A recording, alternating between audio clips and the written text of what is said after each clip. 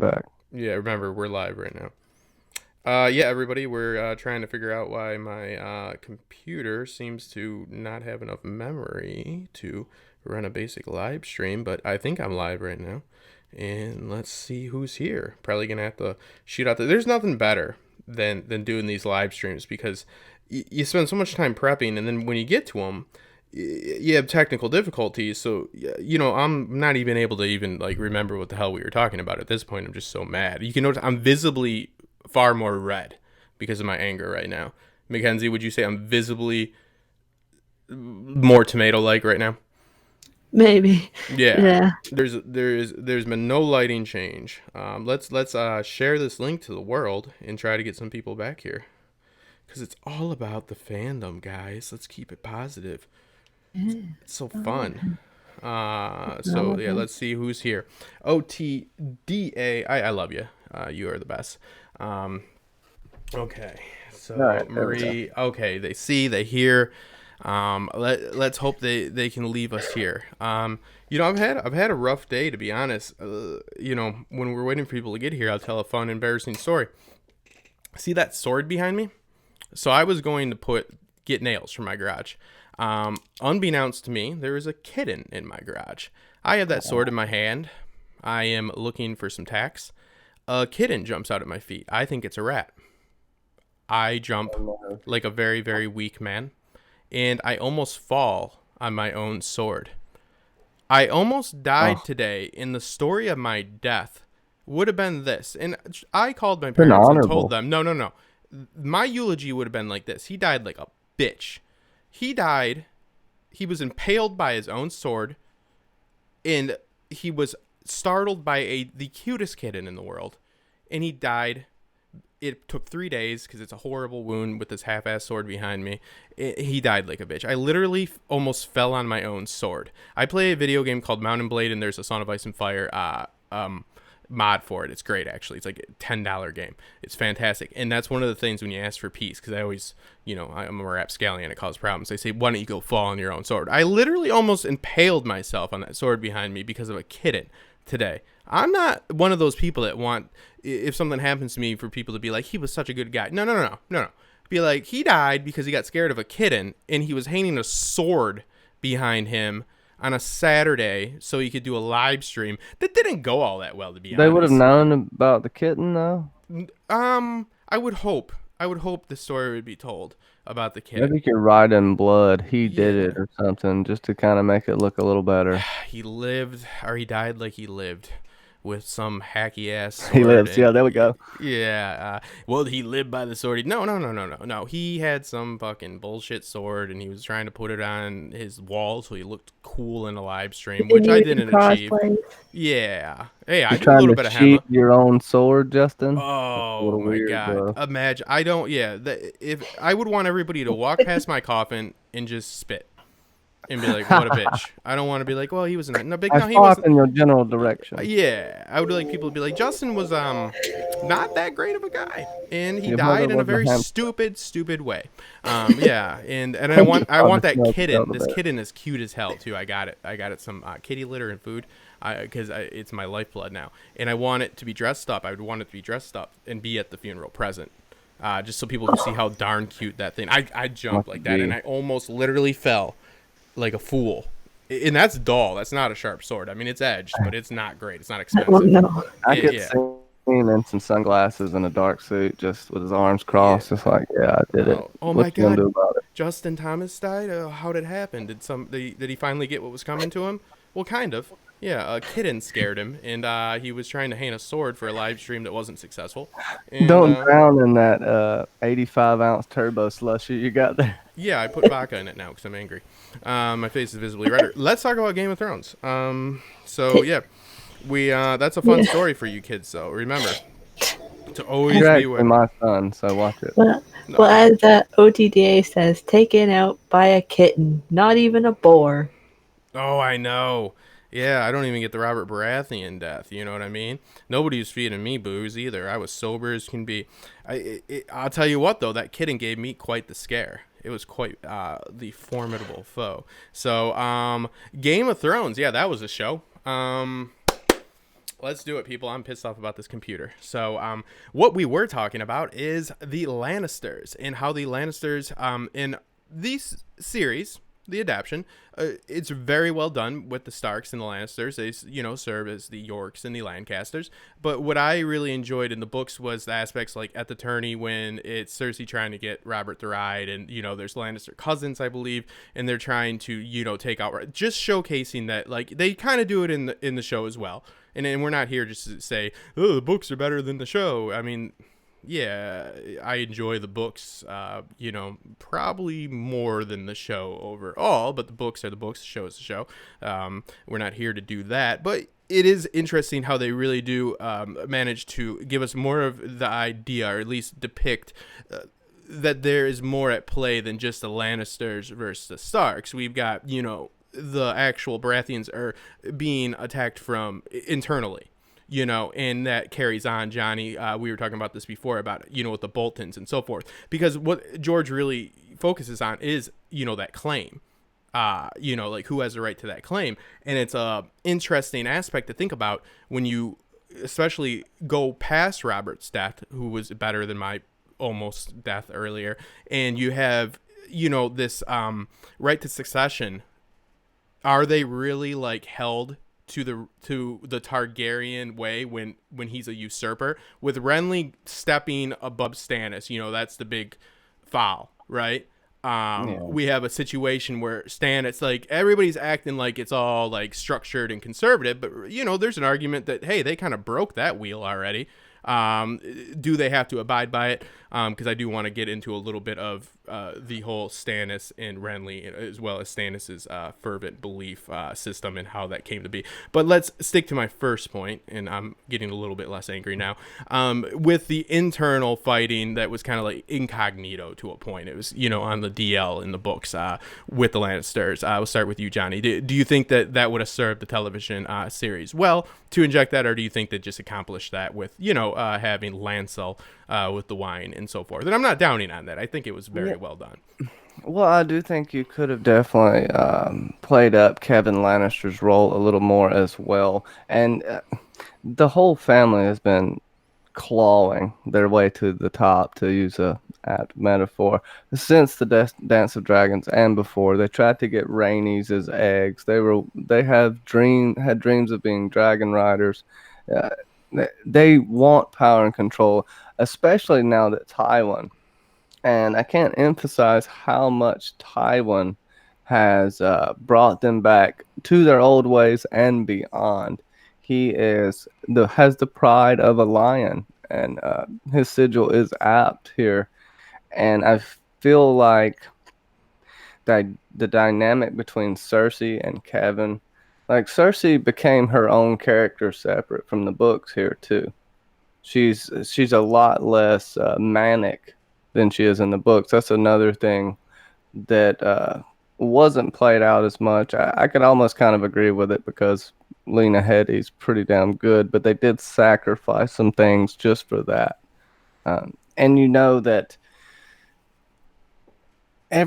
like you were saying, Lancel, they played that fairly well as one of the few things I think they played really well. Yeah, you see, like, I mean, because, and I always say this, you can't have it all. When you come to adaptation, I see people make I just recently saw this argument in a chat. George is going to do a better job with Bran because he spent 4 pages describing how sore Bran was from climbing the towers. Yes, he did. Okay, we are going to a visual medium. The screen adaptation is not going to convey, I guess, up to whatever they expected. That 4 pages of dialogue about Bran's soreness from that climbing of the tower to see, potentially the Kane in the first chapter. Like that's not like a fair assessment. That's not like, it's the books, yes, are very, very much so more detailed. You are experiencing the internal thoughts of your characters. A good example is Outlander. I just recently watched the first season.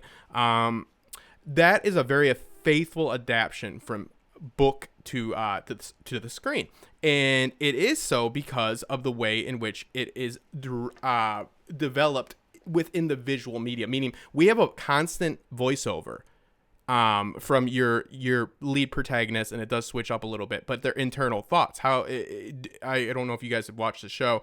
I'm assuming that most of you have, at least Mackenzie and Johnny, and probably a lot of people in the chat. I think I'm like the last person on this boat, and I'm not completely sold on it. But the point is, you have your protagonists, you have the internal thoughts of them. You have that with the voiceover. Okay, that's considered in some circles cliche. It's considered cheap. I think it's appropriate in some cases, and that's when you get a very faithful adaptation to a book, because you're able to have the internal dialogue. So you have to like really, really respect that you can't convey the internal struggle as well visually as you can when you are using the medium of the novels. The novels are going to be able to give you the internal dialogue just straight up. It's Jamie's thoughts. So you have to pick if you want to have constant voiceover, which can get very annoying and a little bit cheesy, or if you're going to embrace what the visual medium has offered, which is visual storytelling. And it neither is better or worse or easier or harder. They are their own separate thing. When you're conveying emotion visually, it is very much so a far, far harder task than it is through the actual medium of written story. So, but also to convey a fight sequence is much harder through a book. So you have to pick and choose. But I really do love the way in which you do get the depiction of these people struggle within the human condition, Faulkner and all that. But I think that when you're dealing with aspects in the books like the Lannisters, like the Starks and their different ideologies and stuff like that, you do have to pick and choose how much you're willing to just separate yourself from those books and from these situations and sit back and very reasonably assess what you're watching. Like these first 4 seasons, I picked them for a reason. They're very good.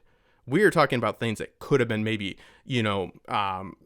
added a little something here, a little something there. I'm really looking for to weigh the options. Like with Lady Stoneheart, I come to the conclusion that it's probably not worth putting her in for what it adds. The Lannister incognito, kind of low key, internal war with the Baratheon faction. I think that is something I would have signed off on. As far as the next one that I want to go on to before we get into Stannis, is Bran. Bran is somebody that is nobody in the show, in my opinion. And I don't mean in the end. I mean, I don't think Bran is a human being past the 3rd episode. Bran doesn't have wants and needs before he even becomes a 3-eyed crow. He does in the book have a little bit, there's a hint of him having, some feelings for Mira. It's very much more so dark. But Bran is very much so just on a mission that he's unaware of the destination throughout, the beginning and all the way to the end until the very end in the series. But Well, he's a kid, right? He's got these delusions of grandeur almost like any kid would. You're being told that you're a hero. He had this dream where he's flying across basically the planet. He sees all of these events happening. Stuff seems to be falling in place. He's got his trusty sidekicks. If any child in that situation would fall hook, line, and sinker for that. I'm with you on that. I'm not saying that. What I'm saying is humanize. The Mira aspect. What I'm saying is he's a person before he's this somebody on a hero's quest. Past the point of him, listening to the minor lords and giving masons, you really get very little from Bran as a human, because and we're going to get to this with Jamie. Bran loses who he is when he becomes a 3-eyed crow. In order to establish losing who somebody is, you have to establish who that person is. Redundant, yes, but true. Yes. Mackenzie, your thoughts on that? And again, I think it was great. And this is one of those situations where it's like you're really poking the beast right there, because if you give too much information about what the fuck Bran's doing, it's terrible because it's magic. And if you don't give enough, people complain. So it's really that middle ground, I think. But it could have been a little bit more. They could have thrown in some humanizing aspects, such as the Mira situation, and such as more just outside of his quest emotion, you know, like Yeah. even when John was outside in the fighting, you know, and they were in the tower, like it was a fairly easy decision for him to make, like to stay out of it, right? Like he did Warwick, but what I'm saying is like Yeah. I didn't see a human there. I never got a sense of who Bran was. So when I lost Bran, you know, you tell me I lost Yeah. something, I say, well, can you tell me what it is that I lost? Especially when you lose him for a season in season 5 almost. So it's kind of like, huh? Um, Well, We but could have used some inner and I won't interrupt dialogue. after this, but I do agree with that decision because that's the mhm. old that's something that is always done. That's Luke Yeah, you Skywalker with should have. Yoda. You can't show how magic works because then it becomes science, and it's literally, you know, it's a fucking whole bag of dog shit, pretty It's not much. magical anymore. No, No. yeah, it's not mysterious and occult or magical when you're like, this is Yeah. exactly how you become a tree wizard. Step one. Yeah, it's always Pythagorean theorem. yeah, Yeah. yeah, Yeah. but yeah, you. But I think there is credence to Mm. what you're saying about losing him because, you know, we still don't even get a semblance of him. And then I'll Yeah. let you continue. What They do we could have lose, had him right? at least present in the season, seeing him in the cave or the tree. Sorry. Yeah, because we get it. We get them, if I remember correctly. Like we get them get into the cave, and then we're introduced to the one episode Three-Eyed Raven. Um. Uh, so, but yeah, I feel like they could have done a little bit more to make him more of the brand that we were supposed to maybe get to know. Um, because the books do start off with Bran, um, and based off how it goes, and probably will end with Bran. But it seems like they could have done some of the book stuff with him, but at the same time, we had to focus more on the adult characters or like the teenage characters, so to speak, um, to kind of make Bran obviously the dark horse that comes in at the end. So I mean, it seems that way. Plus, also child actor loss or whatever that it was. Didn't age too well. Don't want to be a dick, but I'm like, oh shit, didn't age Yeah. too well, did you? Well, All right. Well, I like how you said dark horse because now I think book brand is far darker. And it's very disturbing with Hodor, the Children of the Forest, which I think definitely, I will draw the line on that one, at least in my opinion. We needed more of them in their involvement shown because, you know, okay, in the books, in all fairness, Jojen, you know, he's not very clear either. Like, you know, everybody, like, I think Johnny said it very well. They're driven by this mystical and magical, you know, call to duty, call to action. But the process, you know, nobody's really asking a lot of questions. And I'm not saying you have to answer them, but you know the great thing about child characters is they get to ask the questions that adults don't. That's why you put them usually in stories, because kids can say, "Hey, why, mommy, are we here? Why are we doing this?" And they're audience surrogates so much. And Bran wouldn't work in that fashion, but that's why I say it's poking the beast or the bear with Bran, because also it's kind of really dark when you figure that Bran will, because I'm on the boat of Bran will be the king in the books as well. But you know, especially because Bloodraven is disclosed within the source material, so it would just be fucking like batshit, like just terrible. People would be freaking out about Bran being king. It would not be good in any aspect. Also, you know, the process of children, it's a very dark story. His journey is very dark in every sense. The children's chanting, they're singing, you know, there's this like a lot of loss and translation moments there with, you know, again, this group of kids. But all I'm suggesting is you at least have them for a few moments in the television show be kids. You know, you have them have feelings other than, this is what I have to do. I had a dream. Why am I doing this? Because I have to. Now I'm going to die because I had a dream. Well, now you're going to be the three-eyed crow. What's that? Nothing. It's hard to tell, but it might become the best story in the world, supposedly.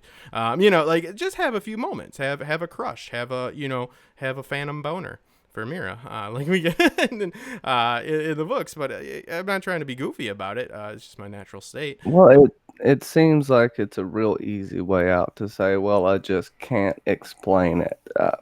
I feel like they didn't really know what to do with him. And they do have a hard time with child actors, how they grow and whatnot. But this isn't the case here. Going back to your point about the inner monologue, you could have used this a few times with two or three characters specifically. Sansa's character suffered from this, and I won't diverge, but she suffered from this because her inner monologue is very key to her character in the books. And you can just have a few snippets, but Bran, you need this. You need him thinking about what he's going through. You need a couple of inner thoughts about what he lost when he fell, because it wasn't just his legs. He seemingly lost some empathy there, and it slowly goes away. But he does question Cold Hands and questions the Three-Eyed Raven a lot more, and does a lot more exploring. But when he does go inside Hodor's mind, he sees how awfully scared Hodor is and how much it's making him miserable. It's torturing him, but he still does it anyway, to your point. And I feel like Mira in the books is way more of a kid. She's way more of a sprite. You can see what Bran's lost more through Mira, but here she's having to be the adult through everything in the show. In the book, she does as well, but she's more. I don't know how to describe it. Well, She's she's more there. But maternal. I love what you're saying, because what she's there, she is the one that really isn't getting these messages, these magical callings. She is just facilitating the needs of her brother, and then Bran. So she is there, and she is a guide. So she is your heart. She should be the soul in the ground when it comes to that story. Like, you're very much so right on that. I like that a lot. Mira, because Mira is not the one that had the magical call to greatness. She is just facilitating this. So yeah, it's just it. And again, it is what it is. I will bring this up again with Jaime. In the show, we get a little bit of a different depiction of the fight. There is no fight with Ned in the books. Ned is it's just struck by a random Lannister soldier. There is no, I'm not going to pick that sword up again, but the stupid bind that happens in every sword fight. Guys, if you're in a bind, you can move the sword. You don't have to be like, who's stronger. But anyways, Jaime loses his hand just as Bran loses who he is. And I have to ask who Jaime was, because it's a whole lot of, we hear Jaime is a great sword fighter and we only get the one depiction, and then we get Brienne. It's a nitpick, yes, but I would have liked to see the Whispering Wood. I would have liked to see him slay all of Robb's guards, because again, we just hear how great of a swordsman he is, and it changes him so much that he's not that swordsman, right? I feel like there could have been more of his actual prowess. I know that they used the Ned fight, because that's the counter argument. It's like, well, they actually injected more fighting than the book, because they didn't actually have that fight. I think that, showcasing him in the Whispering Wood, though, consistently Jaime with a sword. I don't ever have the, I don't ever really perceive Jaime in the show as the warrior that I see in the books. And that is where I think they fail in the adaptation, meaning the visual adaptation should be able to convey that better. It's easier to convey through the visual medium his prowess with the sword than it is in the books. Somehow they pulled it off better in the books, in my opinion.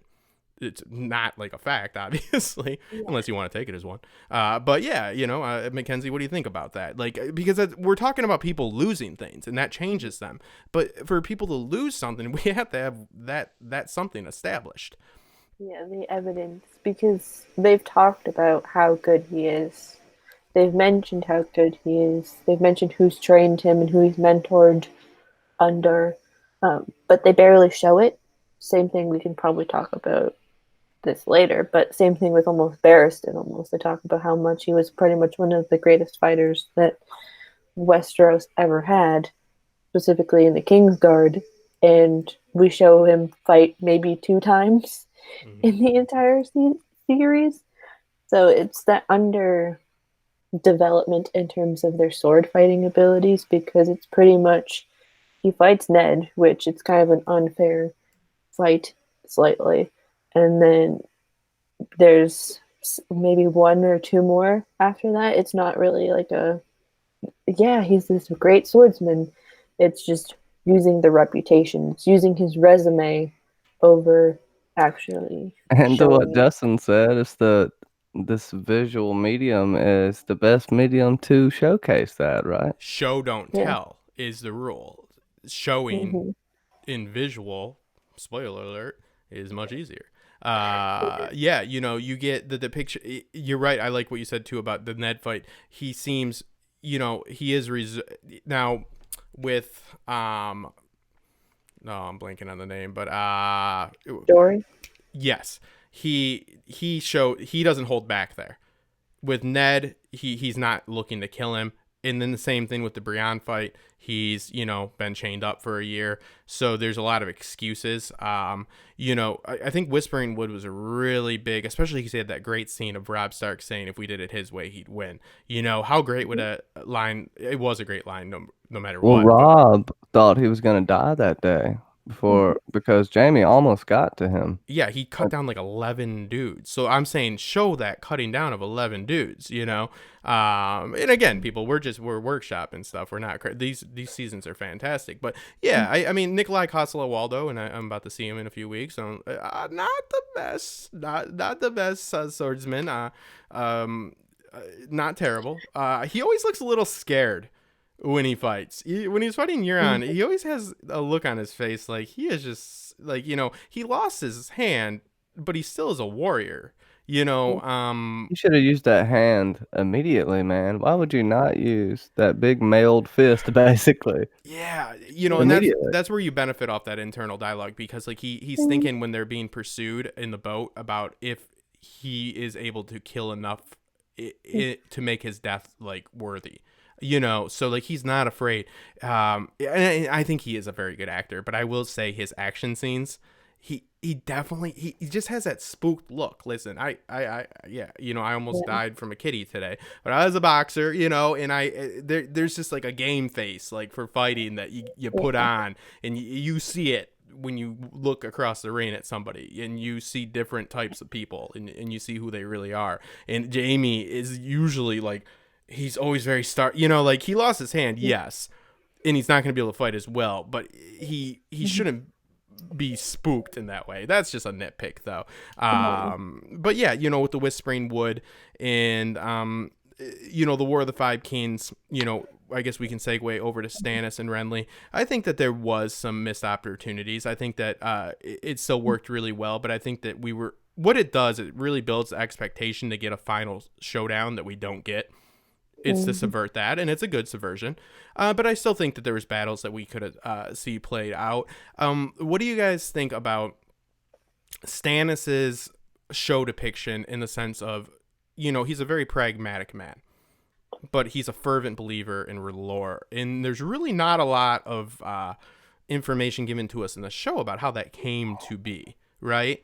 Like it's all about just yearning for power, but in all fairness, even in the show with the injection of, which is the screen adaptation and it has to be done, he's the only one during the War of the Five Kings, and this includes Robb Stark, that politics continues to actually serve the realm, and that's very prevalent in the books. I understand they cannot put all that in there. They achieve this in the show for better or worse, but they do achieve it by showcasing that he goes north and fights the wildlings and then he gets slaughtered. But the point is, what I'm getting at is, Stannis is a guy that it's not just oh, I want power.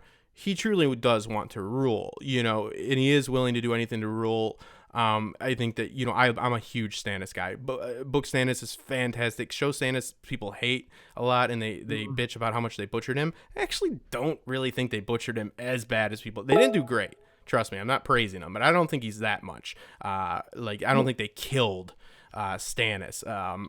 But what I'm getting at is, number one, his situation with Renly. In the whole aspect of, are they beholden to that succession? Because I think that was something they could have played with, because it's all about the claim, meaning like Stannis is dead set on that, and so is Ned. But again, you're talking about the succession of a usurper. Also, the Melisandre. If I only watched the show, I would have many questions. And I can block that out in my mind. I have many questions about how this man this pragmatic, very, very straightforward man came to this.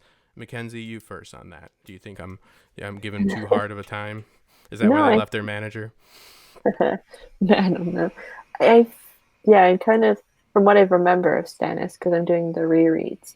I'm in the beginning of book 3, but with yeah, what they did with Stannis, I would say for the first couple seasons was very well done.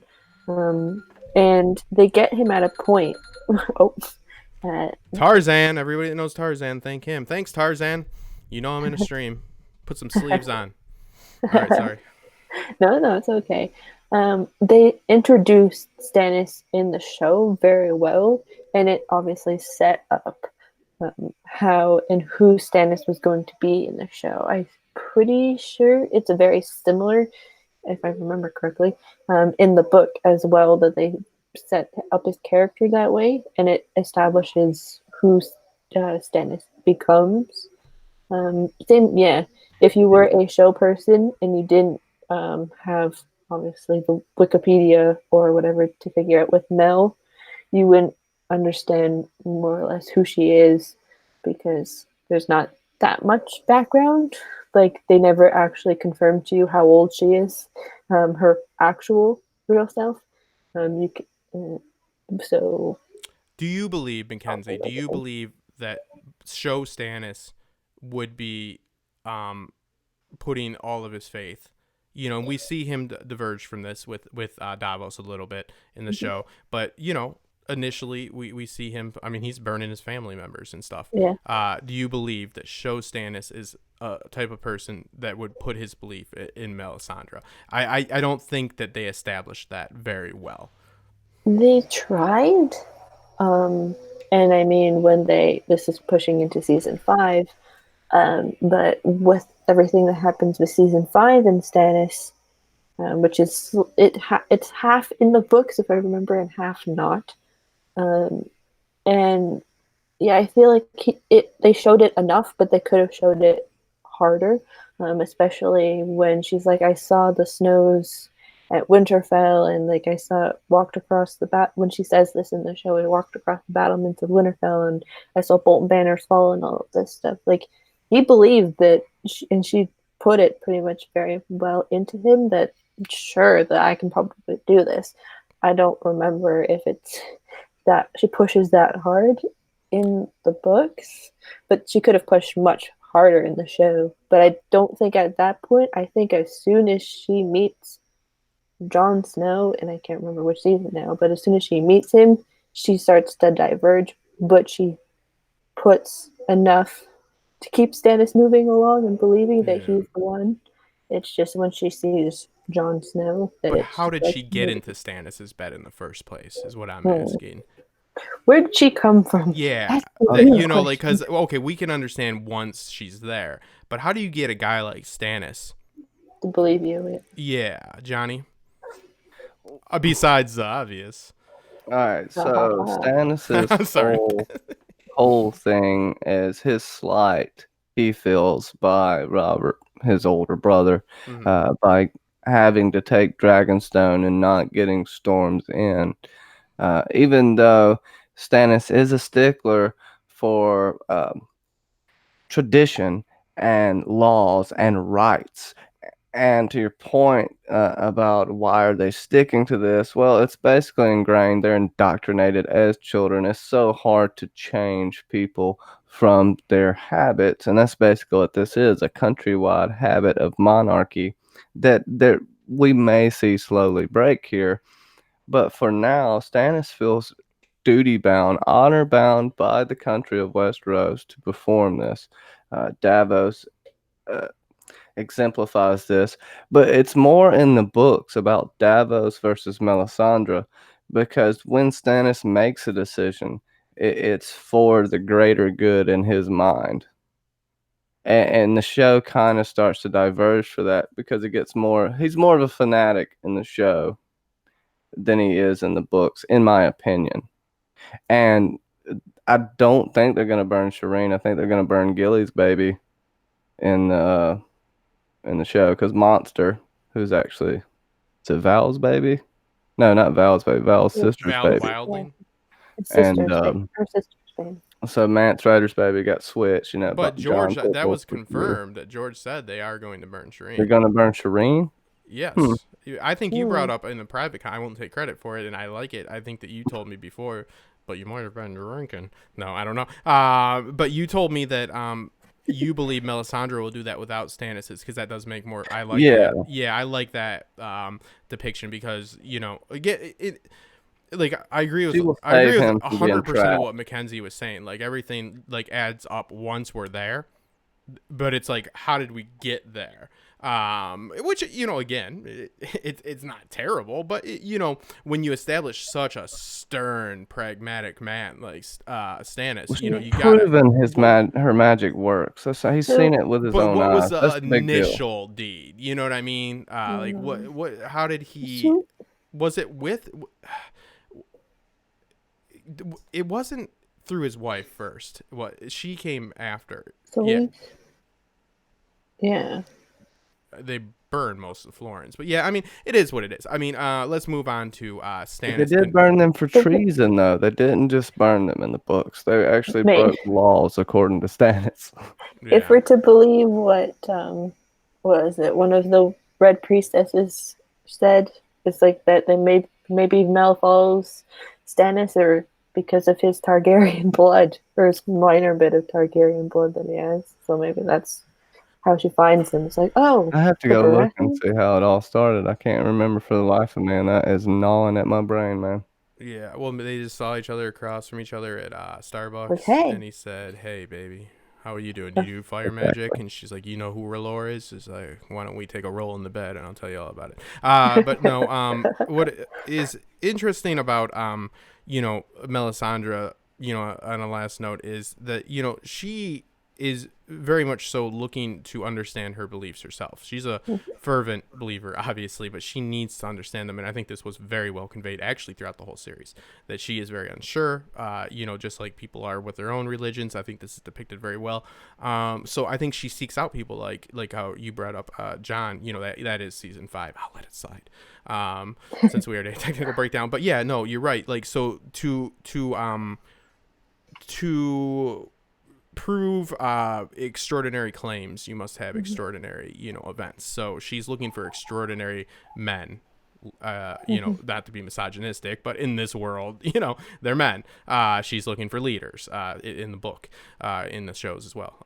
So she's looking for somebody that can really bring her beliefs to fruition, and these have to be people of power. So it does make sense why she would seek him out. Renly, again, we're not nitpicking. I do like how we do get the first introduction to him in the books, and Ned almost has to take a double look because he thinks he's Robert.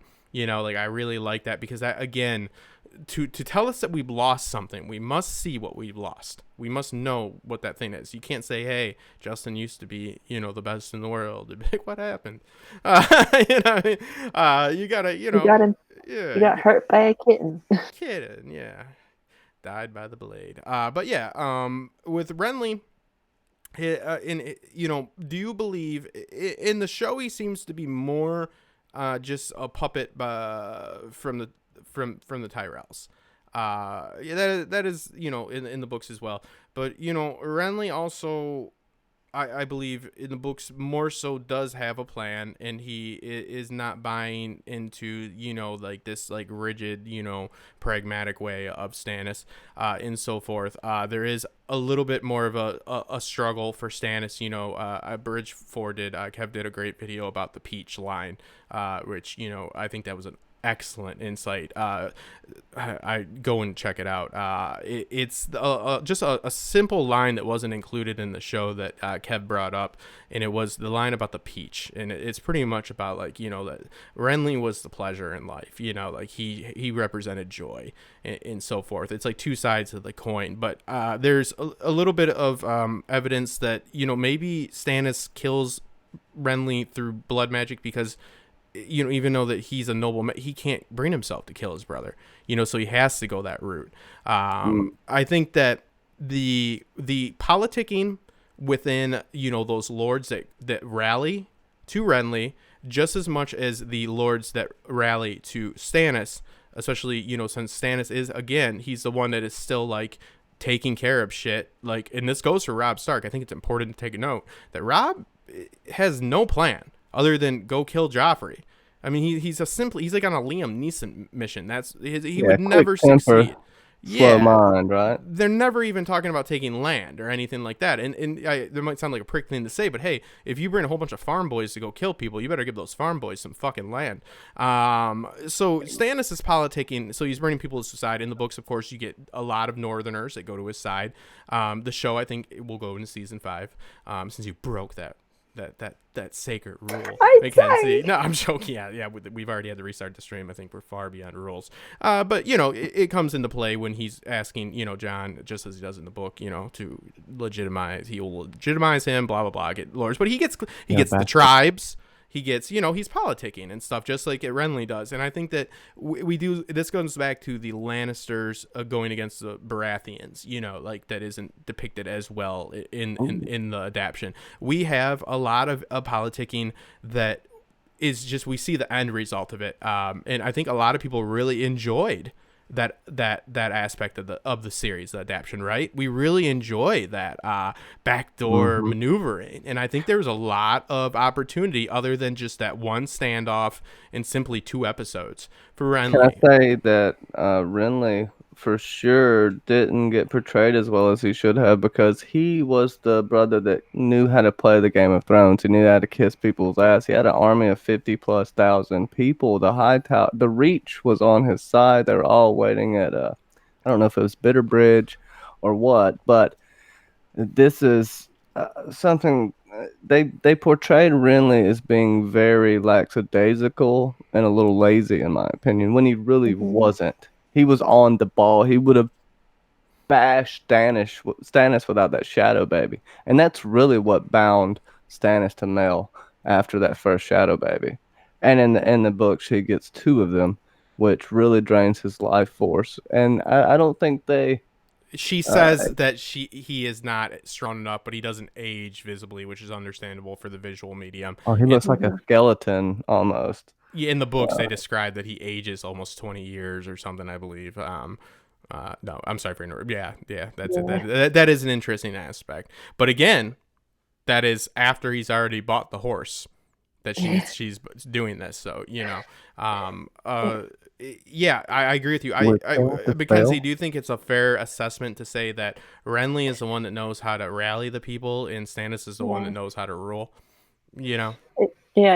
It quite seems like it's that way, because we get seemingly more time with Renly, if I remember, in the book, because they kind of almost introduce Renly, and then, like, I think it's a matter of maybe 5 episodes, and then he's, like, on the chopping block. So, yeah. Well, we did get the one super sexy love scene with Loras, of course, them shaving each other. Me and John St. Baptiste will be recreating that scene at Con of Thrones. So I don't ever shave my chest without a shaving buddy. Just like taking baths, you can't do that. Shave butter. It's too dangerous. You get hurt. Well, yeah. Blade. Well, Renly. Well, you know, you don't have Stannis in the first season. Which is I guess that's fine. But Renly, yeah, we just see, you know, like flashes of his conquest. You know, we see him, and we're meant to like him in the show, at least, very much so. We're meant to think that he has good intentions and people love him, even though he's a little snarky. He is a little bit of a pawn, but also like he offers Ned, you know, troops. You know, he offers Ned. You know, Ned. It's, you know, of course, she's like, that's not honorable. He's like, well, you're gonna die, so good luck helping your family when you're dead, but blah blah blah. You get what I mean? Like, I think that it's a mixed bag with Renly. We realize that he's a little bit of a pawn of the Tyrells, but also he's a person that isn't a bad guy by any means, but he is easily influenced. Yeah, you know, and you can't drag it out, and they did really overblow those numbers. There's no way they could have fought. You know, he literally could have like overslept, like 75% of the army could have overslept, and Stannis would have got crushed. You know, I don't know what he was thinking, like how that was going to turn out if the shadow baby didn't go through. I don't know. But you know, I just like Stannis for the reason that, you know, this is a series that shows us different ways of gaining power and maintaining power. Renly shows us how he is capable of captivating the people. He's capable of rallying the people. But, overall, he doesn't have too many of his own ideas, it seems. In the books more so, but in the show, not so much. It seems like he's more just, trying to show his boyfriend he's tough. But in Stannis is a guy that is, he's on the losing end in a lot of cases, but is still trying to like make sure what he's conquering isn't ashes. So we do get a lot of opportunity to showcase the love and hate, the old Machiavelli, take the love or the what's better, to be loved or to be hate, or to be feared, I mean. So I think that I would have liked to see that play out a little bit more, but in all fairness to them, it really, they didn't have time. I don't know if you guys have a different opinion on this, but I think that we could have had a little bit more build up to Renly's rise, because we do start season 2 with Renly just having he's just fucking OP as hell. He's got everybody. He's like, guess what? They're like, what? He's like, I got everybody now. You know what I mean? Yeah. So you could have showed that. But they do have to start segueing, which I'm going to segue towards, which was something that I hated until I read the books. I didn't read the books until the 3rd season. I hated Jon Snow's storyline. And I think that's a testament to the series, because I really wasn't looking at Jon, and I wasn't trying to analyze the story as much. I was still DJing at the time. I was really just looking at it and like, okay, the Lannisters are going to get what's coming to them. I wasn't even interested in reading the books. You know what I mean? I think it was really done well, because I'm happy I had that experience, because I had a casual viewer's experience for quite a while, and I was like, okay, that works, because I didn't give a shit about Jon until almost Hardhome. You know what I mean? I was like, fucking Wall storyline. Get back to, the War of the Five Kings. It's truly, I think, but, do you disagree? I think that that's what they wanted. They don't want, there's a difference between something being bad and being something that, like, you're not looking at Jon as the hero, is what I mean, for these periods. I think I think they almost tried to do the opposite, with the fact that Jon's character is kind of boring in the book, up until, like, he meets Mance and all of that again. Like, that whole storyline happens, if I remember, in the book. So they had to amp up Jon Snow. Plus, they also had to make somebody a mainstay character that everybody knows the show by. Mm-hmm. And they had to have the sex symbol, or one of the sex symbols, be one of their mainstays, because they lost Jason Momoa in the 1st season. So it's like, you kind of have to bring somebody up. You lose Robb Stark, so you kind of have to have somebody else be the icon. I knew he was on. I knew he was, in waiting. I was never, that blind. But what I'm saying is the Wall to me wasn't intriguing as it is upon rewatch, and as it is upon when I actually did the books. What's up, Trial by Trivia? Talking about sleeves. He's a man that doesn't wear. I'm writing a screenplay for Tarzan right now. He's a man that doesn't wear sleeves. He doesn't abide by the rules of the conventional world. He breaks all the rules, but he's not the hero we want, but he's the hero we need. He's the sleeveless man. But no, yeah, I definitely agree.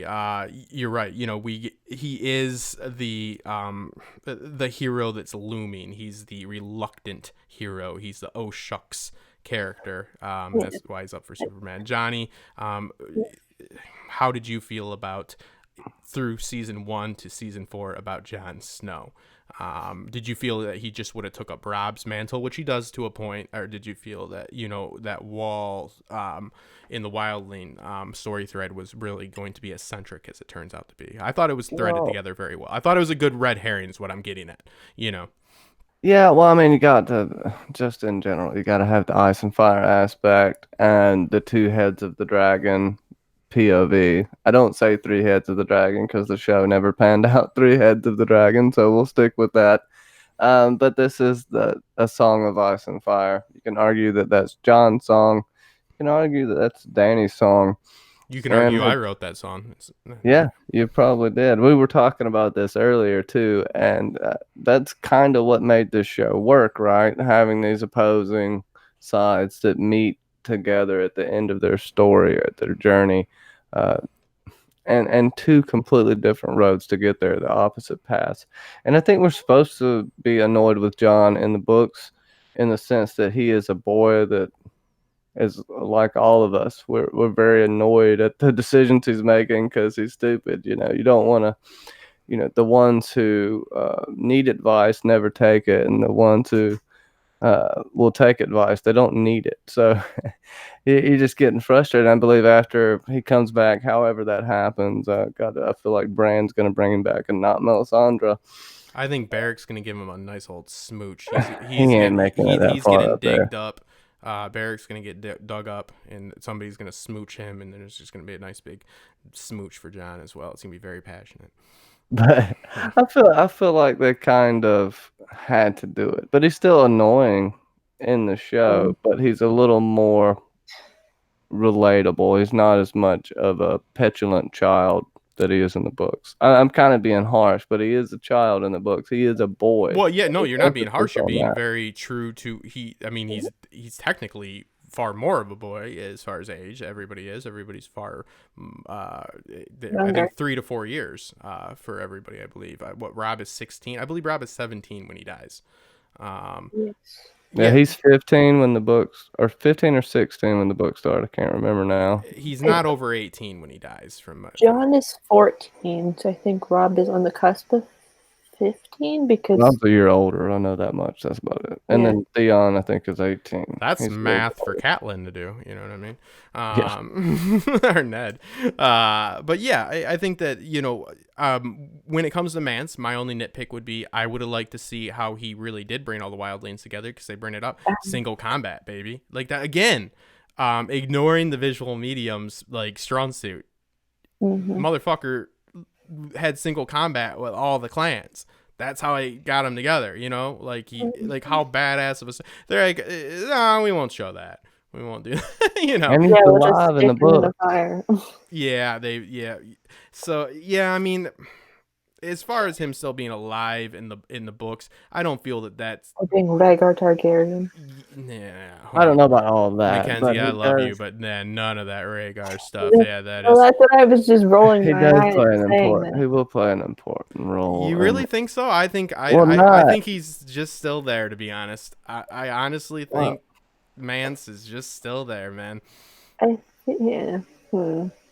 I don't see any way in which Mance can have a meaningful effect on what's currently happening once John is back. He can be there and he can help, but what I'm saying is they didn't need him. There's situations where you need people. Like Sansa can't die. Okay? John has to come back. Those are things that have to happen. Mance. Oh, in the show, yeah. No, in the books too. The books. Mance could have died. It's just a different. It's cool. I like it. It's different. I don't love it, to be honest. You don't know. You don't know nothing. I don't know, but I can tell you that I would have far more difficulty getting rid of even, let's say, Tormund than I would Mance, to be honest. Tormund isn't even that much. He's not that prevalent in the books either. He's at the Bridge of Skulls right now, I think. I mean, in the show. Tormund is representative. You can't have, Tormund. You gotta play to your actors too, right? Your strengths. Play to your strengths a little bit. Well, you're dealing with a situation in which you need somebody. Mance is never going to follow anybody else. So you need to see who the wildlings will follow, and they need to establish that they will follow Jon. So that's why you can get rid of Mance, because Mance is actually a hindrance to that message. Tormund is not. Tormund is somebody that chooses to follow Jon. That's my point. That's why I'm saying that I would, in a writer's room, I'd say we need him more. Don't get me wrong. I think it's cool. He's got his wives and all that, just like I do. We got a lot in common. I beat a lot of people in single combat, that kid in earlier. But yeah, no, I mean, and you're right. I don't know. If he becomes Rhaegar, I shouldn't. I should know better No, by now, man, I Mackenzie. I ain't should know. going that Mackenzie's been simple. right so many times. Honestly, I mean, it's not my idea. It's on the I'm not this. I don't know why internet. I'm discounting it because you've said. It would just be. It would be like the biggest red He is herring wearing a thing. ruby, or no, he's wearing the bones. That he has a glamour on. So Yeah, I mean, it'd be the biggest like thing coming out of left field. Um, what if with John isn't even John? John is Mance, and John. I mean, Mance is John, and John is the Lord of Well, Bones. Just here's the give you a question mind for you fuck. guys. Here's a good one. Could Aegon work in the show? You mean Fagon, Fagon, Aegon, Yes, Fagon. I or think a Doug? I mean, minimalist not Doug. approach to Fagon could work. I think that it could bring up again. You can play. God damn it, Tarzan! I need to turn off. Sorry, people. It's no, it's not. It's the Con of Thrones chat. Sorry, yeah. notifications. Okay. The claim. I think it would be interesting to see Dany's interaction with John after she had interaction with Fagon. I think that would be interesting. Well, she has to. They waited till what? The I'm last not couple I'm of not saying I episodes where they do it. did something I like we're that. doing we're having some fun here. Let's put Fagon in the show. How does that work out? You already kind of. I feel like they did put Fagon in the show, and they just lumped him in with John. They did, but So, don't be reasonable, Mackenzie. Okay, like I'm being reasonable. of course, yes, that is correct. That is factually correct. You're right. So she would probably have the same experience with Fagon But as she would. Fagon's not telling her to go kill dead people. Fagon is gonna say Yeah, but like that hey, that whole I'm your I'm your freaking that would be nephew. yeah, same thing. I don't know why it took me so long to come to that. So yeah, but what do you think would happen with that power dynamic right there? They would be head to head right there. That would have Dany already have a adversary even before she'd leave Essos. I feel like she'd treat him the same way she treats John after episode 2. Like in more or less episode 4 of season 8, where she's just like, they love you more than they love me, kind of thing, or the thing of because you're a dude that they'll love you, and then there could be a whole plot where they have people say that the two of them should get married instead of John because it'll take her a while, conceivably. It would take her not as long to treat with Aegon, than with John, because she doesn't even know about John, and plus John just doesn't give a crap in the books about pretty much anything. So it'd be a mixture of what we saw in later seasons, and then I don't know how she would react to then John in the book. I feel like that's the thing. The three heads of the dragon will come up. Danny's already looking for dragon riders, in my opinion, in the book. Now, young Griff and John Connington, who has the grayscale like old Jorah god, he kind of took on John Connington's role. They are basically landed close to Dorne. I think they're in Griffin's Roost right now. Mm-hmm. Dorne's ripe for rebellion, and they need an army. Dany is more than likely going to land at Dorne. That's going to be a place where she knows she has allies, because Quentin's already come there. Even though he's dead, she still at least knows that You Dorne don't know is on her that. I side. believe he's dead too, but you don't know that. Yeah, well, whatever. He'll rise from the ashes like a phoenix. But they could have did this and had the three heads of the dragon. But unfortunately, this is another prophecy, and we see how they do with prophecies on the show. So I don't know how much I would trust that with them. But I think she would embrace him in this sense. And the descriptions we get of young Griff, he's a good-looking lad. They're of the same age. And he's a good dude. He doesn't even find out who he is till he's almost, 16, 18. And whether he's Fagon or he's actually the real Aegon, I don't think it matters. He seemingly has a good constitution, and Tyrion believes in him.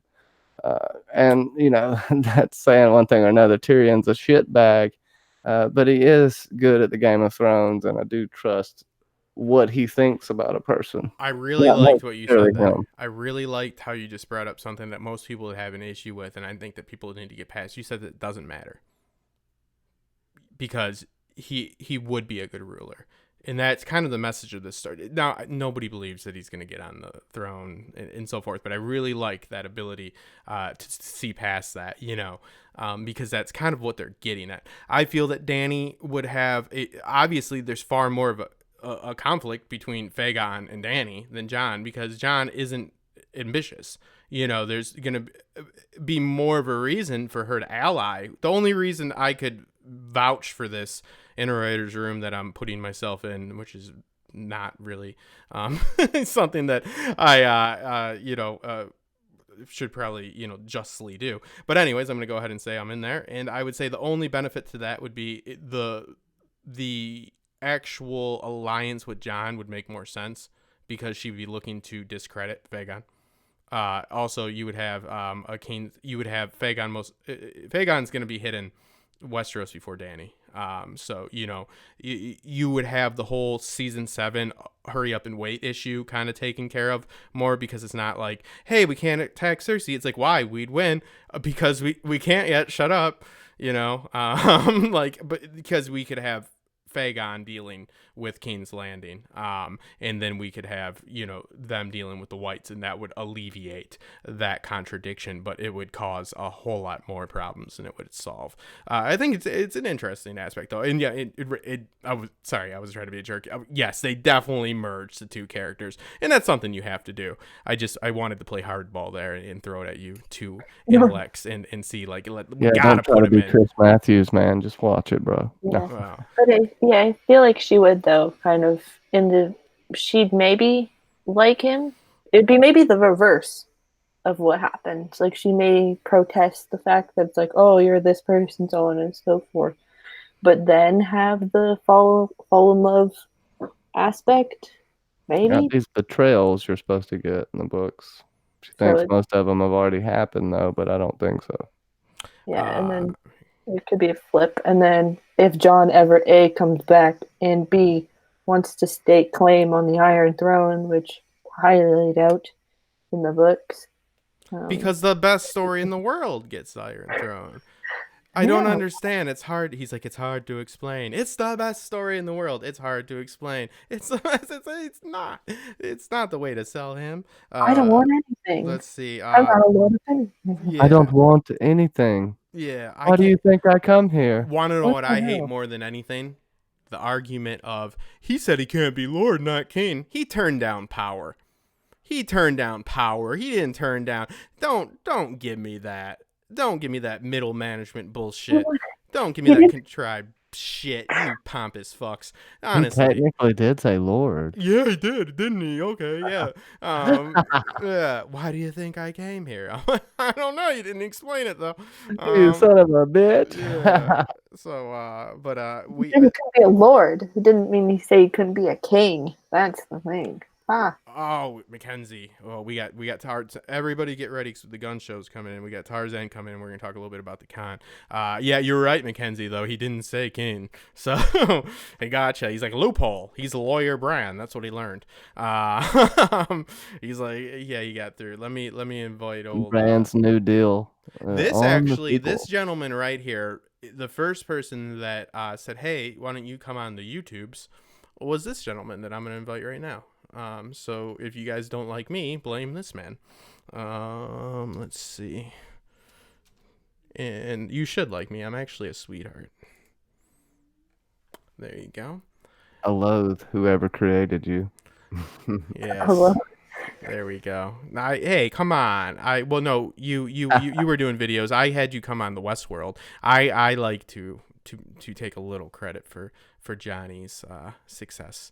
I said that's a guy with that's a fella with gumption when I saw you, and I said, why don't you come on? You're like, oh, I'm not worthy. I'm like, dude, I suck. I'm like, yeah, I was making these awesome videos of me doing the Charleston.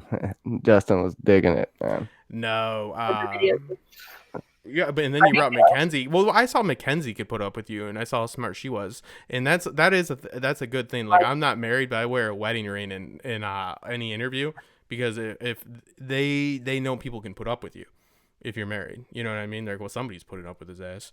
So I figured if Mackenzie can put up with you, I can put up with you. And then the question comes, can you put up with me? Which is really the big issue. I doubt it. I'm about to hang up any second. Oh, I will literally slaughter you.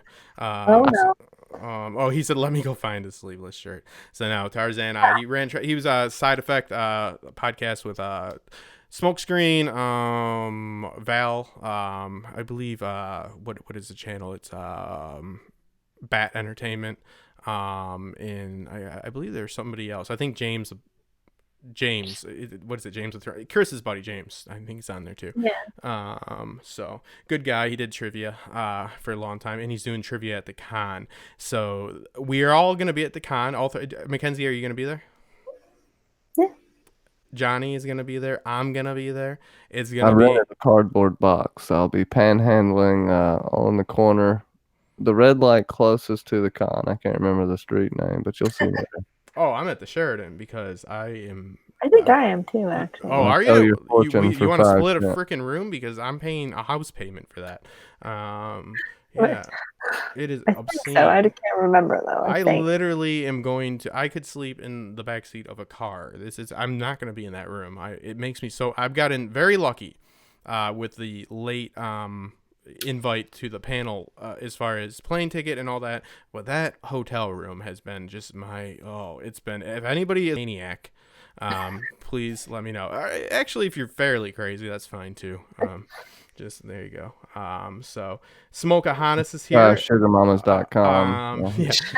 Only Farmers, Smokeahannes. I believe she is going to be there. I believe first name Nicole. Awesome nickname. Tarzan, the man that brought Justin Tom. The man you're pretty much the guy that brought the AIDS virus. So congratulations. Tarzan, would you like to introduce yourself to somebody that may not know you? How long's it been since you've been on a live stream? It's been quite a bit. No, I did a couple with Tony Teflon a couple weeks ago. Don't discredit what I. You just took fire off of what I just Sure, said. no, I haven't live Guys, streamed. this is the first time in 2 years that he's been on a live stream. I'm live streaming with Daddy tomorrow. Oh yeah, you want to be a daddy. So Tarzan is doing a lot at the con. You are like the con master, man. You doing the trivia. You got B&Bs for everybody but me. I had late invite. You are throwing all the parties. You've even got me on a bowl, which I know from personal experience is going to be a bad idea. And why don't you go ahead and give people the laydown about what they can expect if you are going to the Con of Thrones, because I believe that you're getting there like a few days early. Yeah, I'll be there on the 10th. On the 10th. And you're doing a dinner on Thursday, correct? Yeah, and dresses. Dresses? You know better than that. We're doing let me see, what are we doing? We're doing dinner just to meet up there. We're going to do a closed event. Let me not even talk about that. The first event that we have is, let me think, Thursday night, 8 p.m. at the local bar. I can drop thumbnails on that if anybody wants that. That's for everybody and anybody. That's an open thing. We got Aziz coming up there. He's going to play a little guitar. We got Phil the Issues guys going to play some drums. Oh, that sounds great, actually. Yeah, we got drink specials and all that. My buddy down there, he owns a bunch of properties, and his partner owns that bar. So we got that on Friday night. Thursday night. Stop. Okay, so Friday night is the big shit. That's I got 2 panels, and then I got to run home, make some cupcakes, and then that makes sense, right? Then I got no, that didn't make sense. Actually, stop and elaborate. I'm not joking. What the hell are you talking about? You had to go. What is happening Friday? So Friday is the Ride the Dragon Challenge. Yes, which when I was invited and they said list, I thought list to the bar to get in, because I thought you guys, were maybe being a little bit of elitist. So I said, okay, yeah, I'll go ahead. And then I realized that meant I'm riding a bull. So I'm kind of you fucked up pretty bad. Yeah, until you find out how good I am at riding bulls. Justin rides the ass pounder 3000 every day. So. Yeah, talking to a pro. Go ahead. And I looked that up. That's only about 3 miles away from the con, that bar where the. I'm sure you're gonna be with me, dude. Just I'll get you there, no problem. Well, I'm saying for other people that are watching, it's not far. Everything was. There's nothing that's. I don't think anything that's happening. Any extracurricular activities aren't anything further than like 6 miles out, and that's probably. The local furthest I think event that we're doing. Well, no, I guess we're doing a barbecue on Sunday too. I'll get to that. Let me see. So yeah, the whatchamacallit's really close. The Wild Beaver Saloon is where we're having this dragon contest. Great marketing. And so those of you who would like to dethrone Tony, he says he's winning the whole thing. He needs to be knocked off his bull. You got to knock him off his high bull. Yeah. I don't know what was that. Are you riding the bull? I don't have a choice. Yeah. Yeah. Well, you need it to be consensual. This is it's a sounding. post #MeToo era that we're living in, Tarzan. I don't want to see you in a bad situation. How dare you use that language, Justin? Is my Oh, job. no. Yeah. So, Johnny, you're gonna ride the bull too. You're gonna ride the. Yeah. I just hope nobody. I'm a broken bastard, dude. Yeah. I hope nobody ends up chasing the dragon. Yeah, Johnny, you're crazy. I'm putting him on there right now. Yeah, he's putting you on because you said you weren't going, Johnny. You said I'm above all that How shit. good's your insurance? I don't have health insurance. I don't have. You got to sign a waiver that says that you can't sue him too. So Yeah, it's fine. So I have to be the aluminum monster and put on all my braces. well, to yeah. be honest with you, we have that. If Johnny does do it, that is 59 people. And That's a shit ton of people riding a bull. Yeah, 33 of them are females. The females are going to kick ass. Absolutely. They got Girl that power. leg strength. Johnny, You don't guys- use that language. But it's going to be a great event. It's not that we're just jumping on the bull. I've gone ahead and I bought a diamond cut crystal trophy. Jesus Christ. Yeah. You bought what? What? Can you explain what that is? Damn it! I wish I could draw. I can't draw pictures in here. I didn't expect you to craft it, but explain. You said a diamond trophy? Diamond cut crystal. It's made of pure crystal. That sounds too much. Made by Hattori Hanzo. We try to take look. It's so badass that we try to take pictures of it. It's at Nancy T's house right now. We try to take pictures of it, and we can't. Speaking of, You're Speaking claiming of it's which, so it's in the extravagant chat. it can't be captured on photographs? No, it keeps throwing light everywhere. I'm How telling you. much it's- money did you spend on this? This sounds like you made a bad decision. It's a bull riding contest at a bar that's got beaver in the name. Hey, it sounds like a great decision to me. And how dare you blaspheme Canada's national animal? Okay. yes, the They beaver. revere the beaver up there, even though they are some bastards down here. They're building dams. Listen, I lived in Detroit. We used to go to Canada to drink when we were 19. I have no respect for them whatsoever. It's fine. Hey, sorry, Mackenzie, I love you. But yeah, okay, so you spent upwards to $10,000 on a crystal trophy. Oh, you got your glasses. Did you go to what jeweler did you go to? This seems like this is not. How much money did you spend on this? Be real. On the trophy? The crystal trophy, yes. A little over $100. Jesus Christ, dude. I go big. You already know I always go big. You know what I mean? We got but that's not it. First place is the trophy, along with a bottle of Johnny White Walker. Second place is a second place medal, Racist. along with a Nancy T blanket, which you can't beat that with a stick. What's a Nancy T blanket? You don't have a Nancy T blanket? No. Dude. My Then mom you took haven't my made it blankie yet, away. No, You haven't explain made what it is. I know Nancy T. I'm a I'll fan. go get mine. Be right back. Wait, now I'm. Well, you I'm- go. Mine See? too. Everybody's got one Mine but too. you. Hold on. Oh, make fun of the poor Get it. kid. Jesus. No, Again, if you spend more time like socializing and not worry about eating people and hanging out with daddy, you'd be all right, man. no, you get some sleeves, you son of a bitch. Spending $100 on trophy. What did you tell them? They're like, "What is this trophy for?" You're like, "Riding a bull." They're like, It's "What?" right on there. It says it's got a dragon head on. It's got a dragon head on the front of it, and it says "Ride the Dragon Champion." That sounds. I mean, it sounds cool because we know the context. But I want to paint a picture. Mackenzie, I'm gonna have you hold that up. I want to paint a picture of an instance in which somebody's at your house and you have that trophy, and they don't have the context for this situation. And again, what does that trophy say? Ride the Dragon Champion. Okay, So you have a crystal trophy that says "Ride the Dragon Champion." All right, There all you right. go. Somebody's gonna have some slaying. Blanket. Put that blanket up. Show that Nancy T stuff. Oh, I love it. I'm always Unmute. Big. There we go. Okay, here you go. Oh my god, that's really good. Yeah, I use mine as my comforter. Will it make me less lonely? Of course, man. When I can't be there for you, the blanket can be. Do we have a link for those? No, it is. She does not sell them. She picks her people out and she says, Oh "Yeah, now I feel like such a piece of crap because now I feel like I'm not in on the thing. She's Nancy, in no. the chat right no. now. There's one in the works for you. I'm seeing here. oh my Yeah. god! Like I'm very hurt about this because I'm very, very shallow and I really want to be a part of that. I feel like you made other people like, oh, that's so badass. That's such a good business plan too. Start selling them like a year from now. Be like, she didn't even used to sell them to people. That makes me want to pay that makes me want to buy it with like crystal diamond. You can be the money. first paying customer, Justin. How about that? Yeah. You can What? just. She doesn't even have to tell you a price. You just give her what you think it's worth. That's the toughest Well, one. I Right don't. there. That's There you why go. I'm like, YouTube, keep your money. You know what I mean? you have to earn her love," and I'm sure somewhere in the future you will get one. She's in the chat right now. I so know. Yes. Nancy T is always there, and she always leaves nice comments too. She leaves comforting comments, and she crafts comforting, blankets.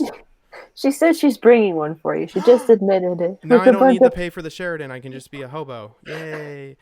wanna Know what get I my was hand thinking in about the doing? You know how they got hunters sometimes have these like tents that they can sleep like up in trees. I figured I'd just get one of those. Like it's like a sleeping bag that straps to a tree. I just find a light post, snug myself in there, and just have a few beers and go to sleep. I don't want to pay $1,000 to stay at the Sheridan.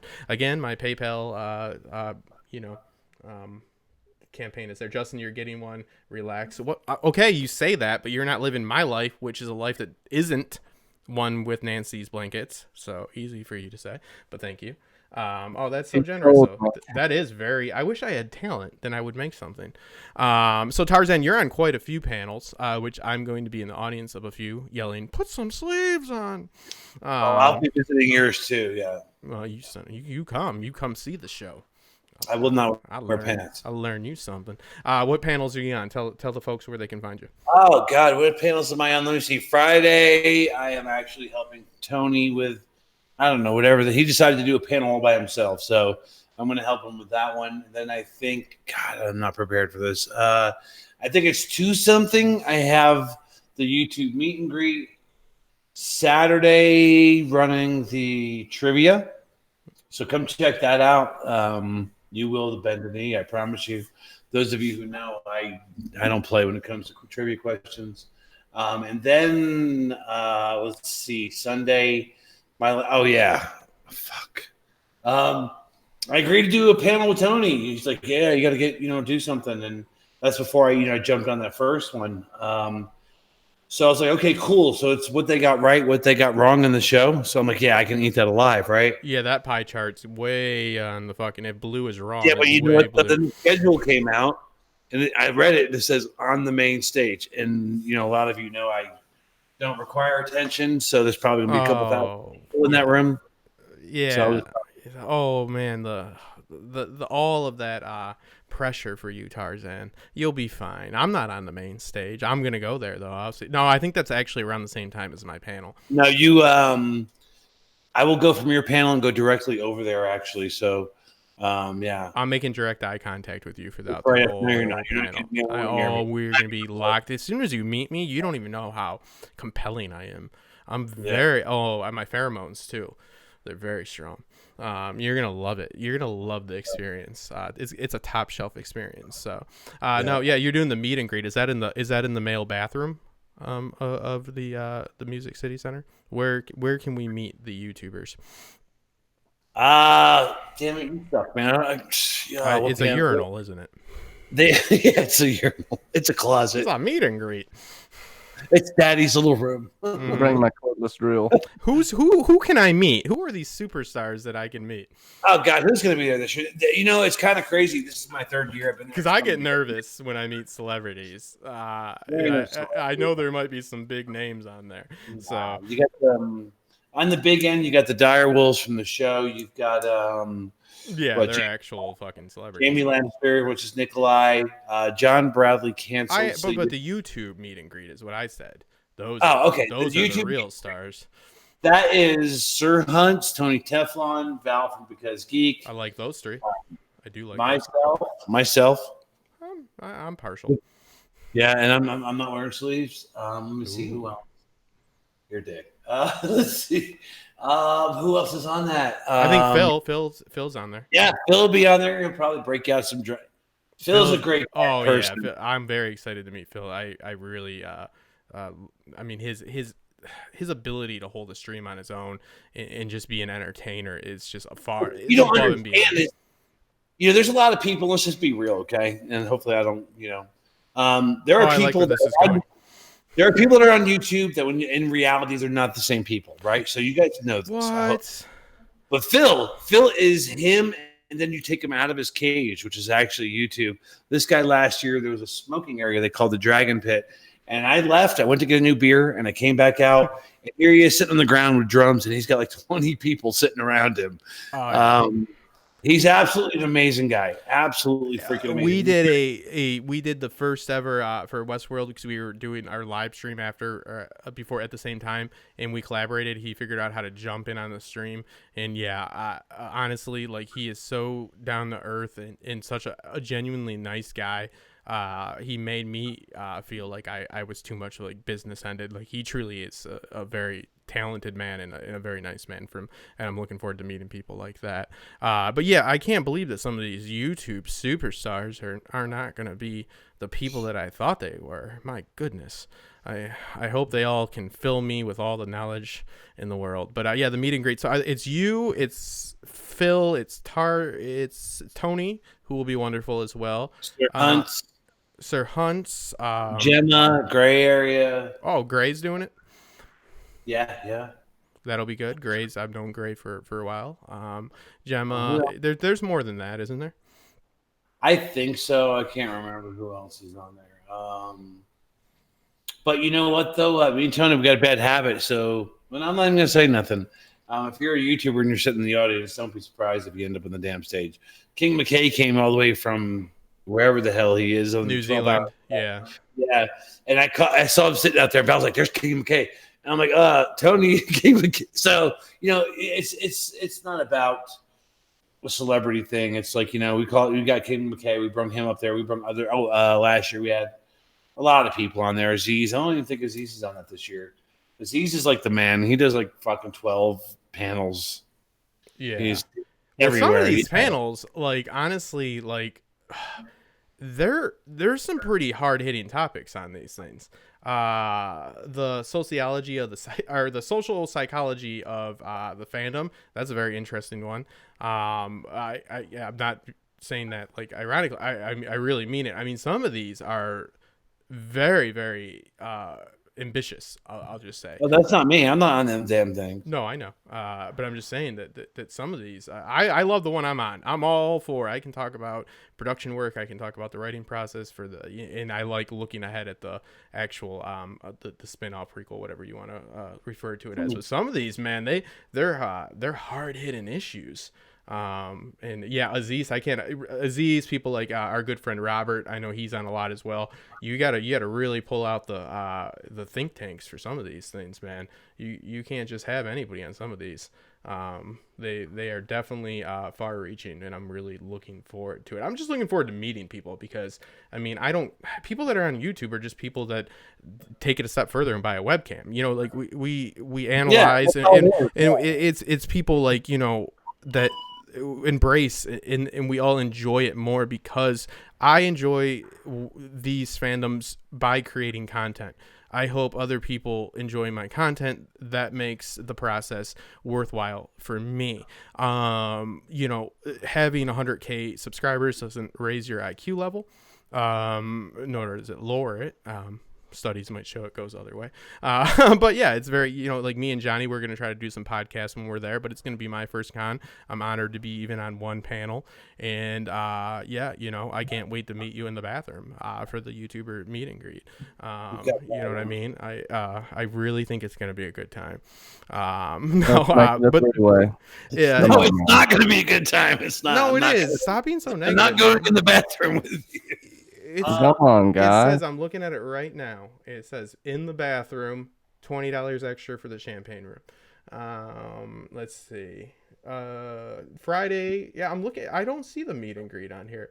Now here, are we having an actual panel with the actors?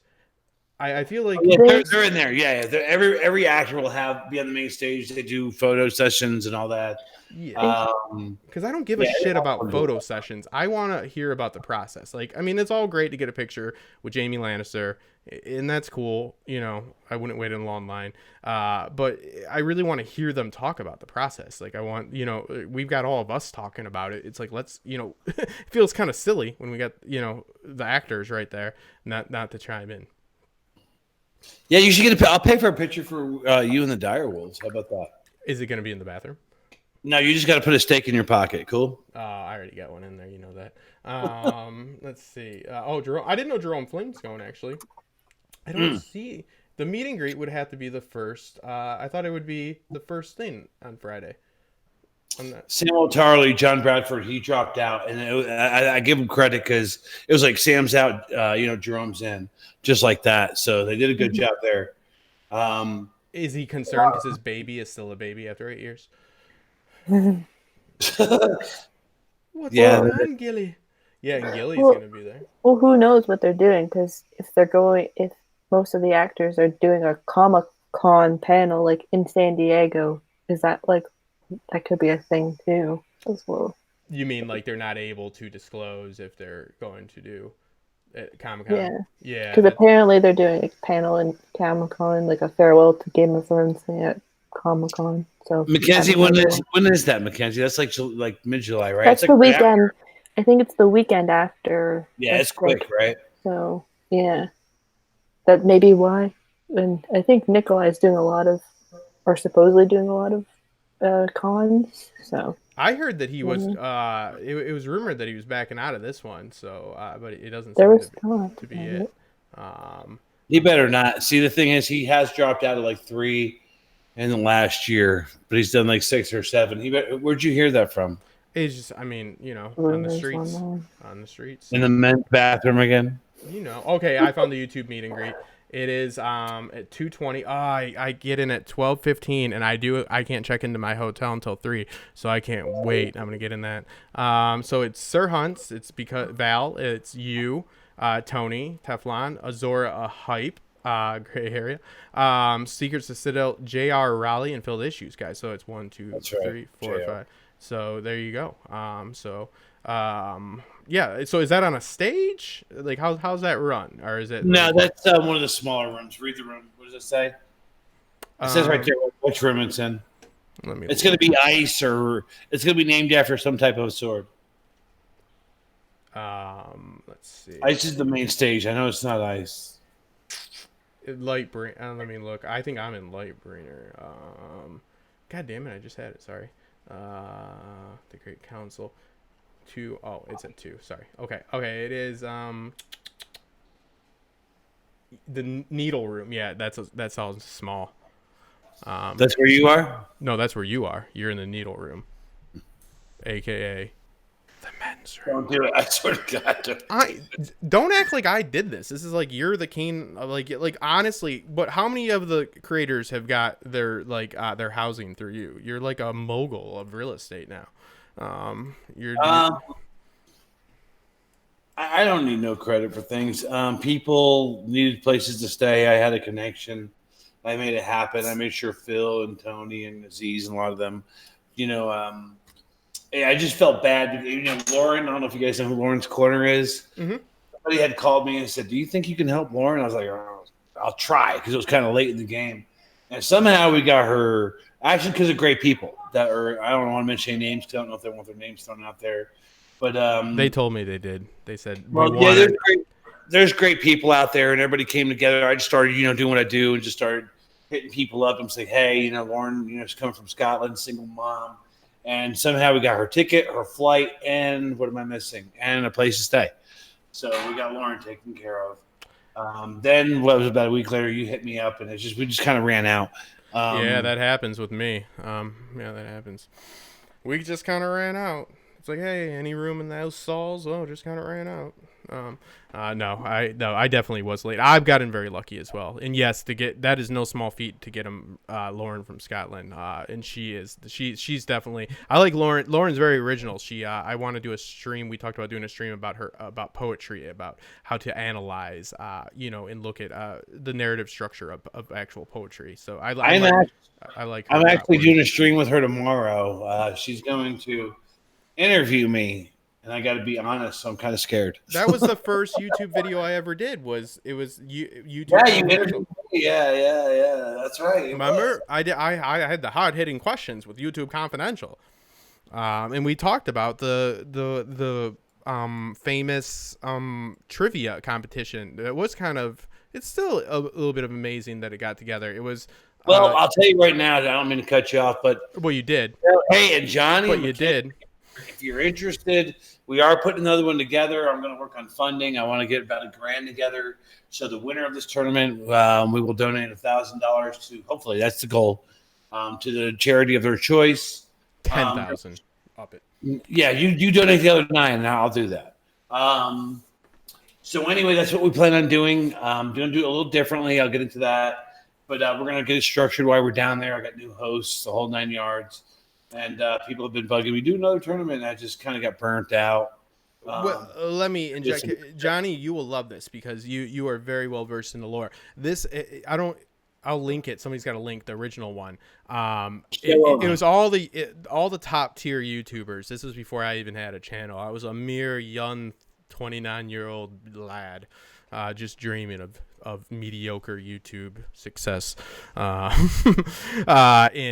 you got Val, you got Aziz, right? You got Smokescreen. Yeah, and Tarzan hadn't even been on YouTube for a long time, and he got all these people together. And so it's like, how sometimes there's some creators that you're like, hey, I might have a different take on that, or hey, that's incorrect. When it comes to the lore, this is hard hidden, and we got to see Val ended up winning it, but it was very intriguing, and it was very very cool. Good sportsmanship, because again, it's just it's the lore, it's not the end of the world. But yeah, I think you guys, Mackenzie as well, would love it because you guys are very much so students of Jordan's It is work. show only. It's show only, and one of the complaints that we got, like from the competitors, like, oh, if I got his questions or I got her questions, I would have done better. So this year I'm going to actually I believe you're going to help me, right? Yeah, we'll record them separately so they can. So then when they say that, we can be like, fuck you, you did get the same question. And you we're going to do, everybody's going to get the same exact questions. And then, so it'll be like 100-point system. I'll go into that later. But basically, the top 4 people will put into a tournament bracket. But everybody will have fair game because everybody will be asked the same exact questions separately. So we can't air anything until because you did it live. So the way that we should go about it is we will go about it and we will record separately, independently, privately, and keep it so it's within only the people that are involved in it. And then so if they're like, oh, if I would have got those questions, it's like, guess what, asshole, you did. And you love it. It's like an interrogation style setting. Put a like bright lamp in their face, get them sweating, and then start asking them the questions. Well, yeah, I mean, that's one of those things that it's very interesting because people have their, like, my skill set is more about story structure. So, like, I honestly don't pride myself on knowing like every house sigil. It is what it is. So like Val won. I think Val was very competitive, right? Val definitely. I don't know Val at all. I love her work. Really? But I know she won, and I know that when I was watching it, I saw like the fire in her eye, and I can tell that she really she went at it, and she made sure, because it was her and Chris in the finals, right? It was, well, the first match she almost lost. It was her and Charlie and Westeros, and it was down to the wire. After that, she just smoked everybody. And what she did is she studied. If you study, you're going to do better. Take notes. Val's a fucking robot. So that's what I meant. It seemed like she really because she crushed it at the end. Yeah. I mean, but Chris did very well.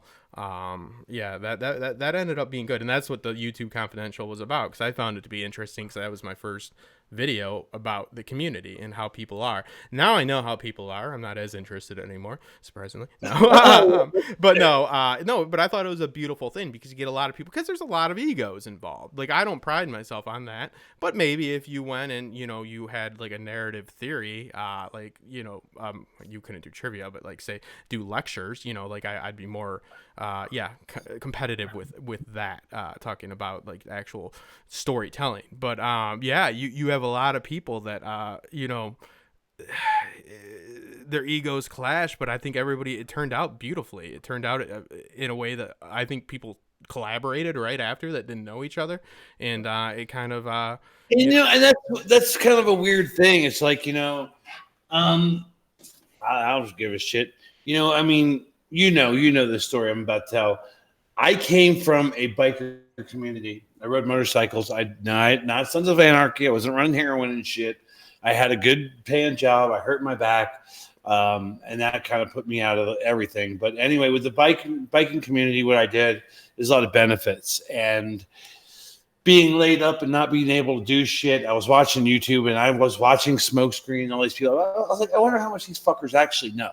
Yeah. You know what I mean? How much do they it's really a good know? question to ask. It's a good question to ask. Turned into, hey, I wonder if I can contact these people and create a tournament, but in the same rights, I want to keep doing what makes me feel good inside. Heroin, and that, which was and not heroin, you, yeah. which was heroin. I'm just making sure people keep up. Mm-hmm. Huff and paint. So anyway, I was like, let's do something for charity and let's see if I can get some YouTubers. And Val and Smokescreen were the first two to bite. And once you have two names like that at the time, everybody started jumping in. So was Aziz in the first one, or because I remember I helped. Was the tag team a one. Secondary one that I was a he part won of. The secondary one, the tag team one. It was him and Milk actually jumped in the last moment and gave him and who was Aziz teamed up with, because nobody wanted. Jim McGeehan is a very, very intelligent guy. Yeah, because you contacted me last minute. You're like, hey, how'd you like to go up against Aziz and Jim McGeehan? I'm like, how'd you like to go fuck yourself, man? Can I just really quick, I apologize, Justin. My leg's going numb. Anyways, nobody needs to know everything, but no, explain. It was very nice to meet you, Tarzan. Be in touch. At bare minimum, we'll see you in a couple of weeks. Men's don't be afraid to approach me, dude. Whether I'm wearing sleeves or not, just come up and say hi. I'll buy you a beer. No, I'll be weird. I'll just look at you with my dead eyes and just say jokes, but not laugh. You'll never know if I'm joking or not. No, Johnny, thank you for coming. And it's gonna be a lot of fun to meet everybody, unless it's not. Your leg is going numb. That's fine. You'll be okay if you're. I won't tell you why. I'll just say this. You've been chasing. There may be a tie involved. That happens. We're all bonded by different. Yeah, we all have our demons. Thank you so much for coming on 2 streams in a row, thanks to technical difficulties. We're just doing this freestyle now, people. So Johnny, I will see you in a few. And we're gonna be podcasting from there too. We're gonna be vlogging, dude. Like, we're gonna do totally travel vlogging there. I don't know about vlogging. We're gonna do stupid. But, no, we are selling out. It's gonna be vlogging. We're gonna give people tips about the best Sheridan soaps and moisturizers. We'll go shop for the best snacks at the local Dollar General. Don't worry about it. All right. Thanks on the chat. We'll see y'all soon if y'all are going, and see you around. Bye, people. Thank you, Johnny. See, you're ignoring your other guests and you're leaving and shit. What the fuck's wrong with you, man? I'm not a great guy. No, Johnny, me and Johnny are good people. You're not a good person, you lying fucker. No, yeah. Well, I had the decency to wear sleeves. It will be interesting. But I really thought that was intriguing, and it'll be interesting now to do it again, because it's amazing. A good amount of those people, sadly, aren't, not that they're gone. But like James of Throne, not what was it? I don't see him as much. There's a few people that were part of the original one that don't make content as much anymore. Without going into detail, James kind of. I'm not asking. I don't know why. I don't care why. I'm just James, saying. James just life was more important than. Yeah, that's not the point. The point is that we had a generation of people that we came up with watching, and now it's kind of went from there. Like how many people started this because of Comic Book Girl 19, and now Comic Book Girl 19 references Quinn from Ice and Fire. You know what I mean? Like, and he got into it from what he said in his video, which same reason a lot of us got into it because of her. So it's kind of come full circle.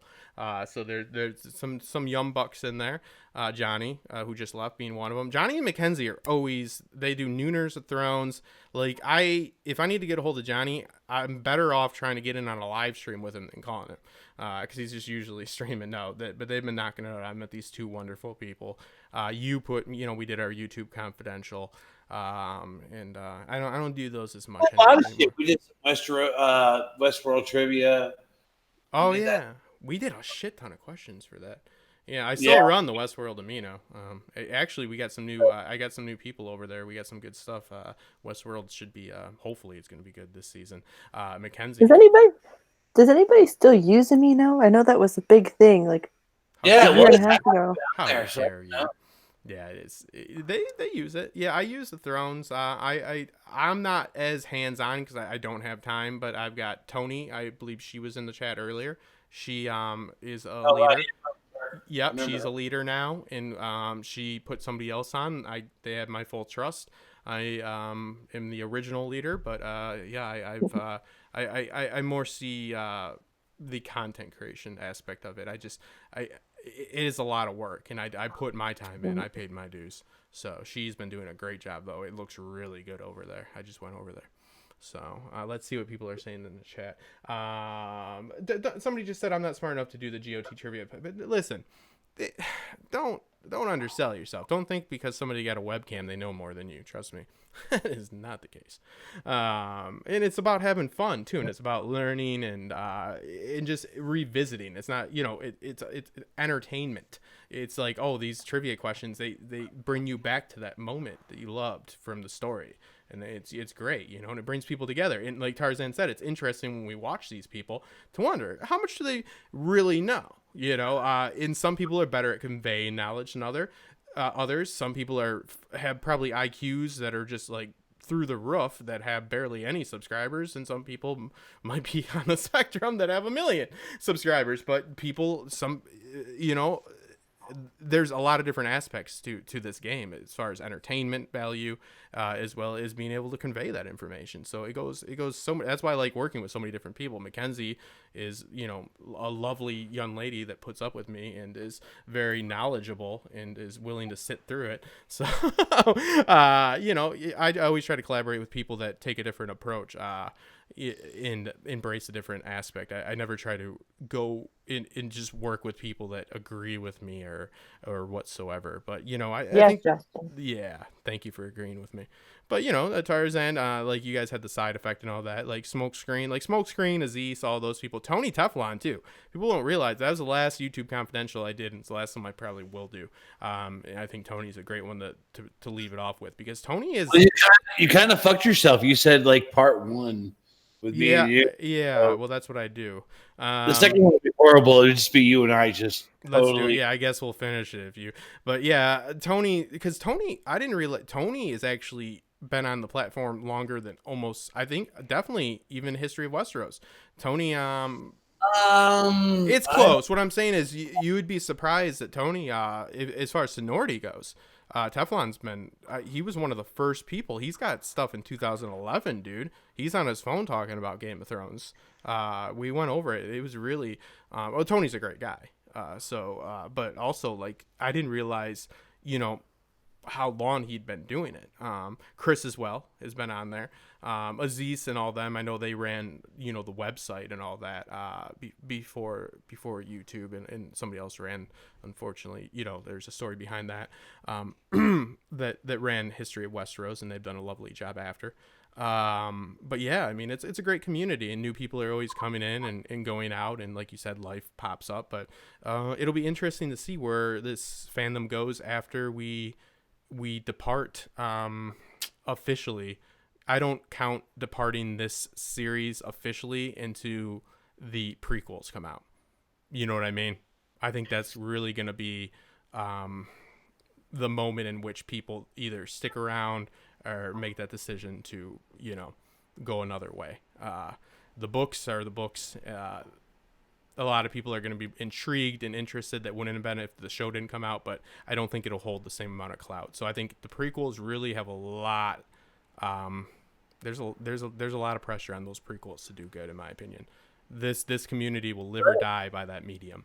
There is, because unfortunately, there are a lot of, and we all know this. There's a lot of channels out there that have just been a one-track channel. You know what I mean? It's been Game of Thrones and nothing but Game of Thrones, and the shit it's a crapshoot. You know what I mean? It's like, if these new prequels don't go over, I feel for them because they're good friends of mine. They're fucked. That's all there is to it. People put they put them in a corner almost, which I've been lucky enough to just. The trick is to have just like not success, but like I've had some success. Because I can talk about other shows and I can, like True Detective, and people are interested, and that's what because I really do focus on story structure. I'm not the guy to go to say what house Sigil. Yeah, I love the lore, but I don't, that's not really my thing. I like talking about story, but I've seen it like you're talking about. People, they just don't want to hear somebody talk about a different show because they're so used to them talking about Game of Thrones, and it's unfair, but it is, the market dictates it. You know what I mean? Like Westworld, we got in, and we got in from the beginning, and thank God for that. But I saw a lot of really smart people that their people just literally demanded them not to talk about it. They're like, no, Game of Thrones, and there was a year and a half like more Game of Thrones. So it is it's a very interesting medium. And I always found it interesting with the trivia as well, because still nothing does better than Game of Thrones trivia. Would you agree, Tarzan? I mean, even Token, that's been around for so much longer, and even resurfacing, it's amazing. I don't think anything will sell like Game of Thrones trivia sells. I don't know. The Tolkien's still a titan. I mean, well, we're not debating the validity of the work. We're talking about the notoriety and the mass high concept appeal. I agree with you. I mean, but you can't leave shit like Star Wars and shit like that. That's iconic. Well, good example is, I mean, people that want to talk about Star Wars and stuff like that, those videos are visibly just lackluster compared, not in quality, but in the amount of views compared to people just literally talking about Game of Thrones nonstop. It's just amazing. It's almost like an addiction that people, I guess, are gonna have to be weaned off of. We're gonna have to get like a methadone clinic for Game of Thrones. You gotta remember this too, though. You didn't have the internet back when it was in its heyday. And to be honest with you, I'll probably be, somebody will throw rocks at me for saying this. Star Wars movies aren't what they were when the first three movies came out. The kind of storyline kind of fell off. Is a fact. Period. Well, yeah, Star Wars came at the right time for the technology, meaning the visuals that they were able to create. Also, there's something very simplistic that I think some people don't like to admit. It's got swords and guns. Those are two things that people like.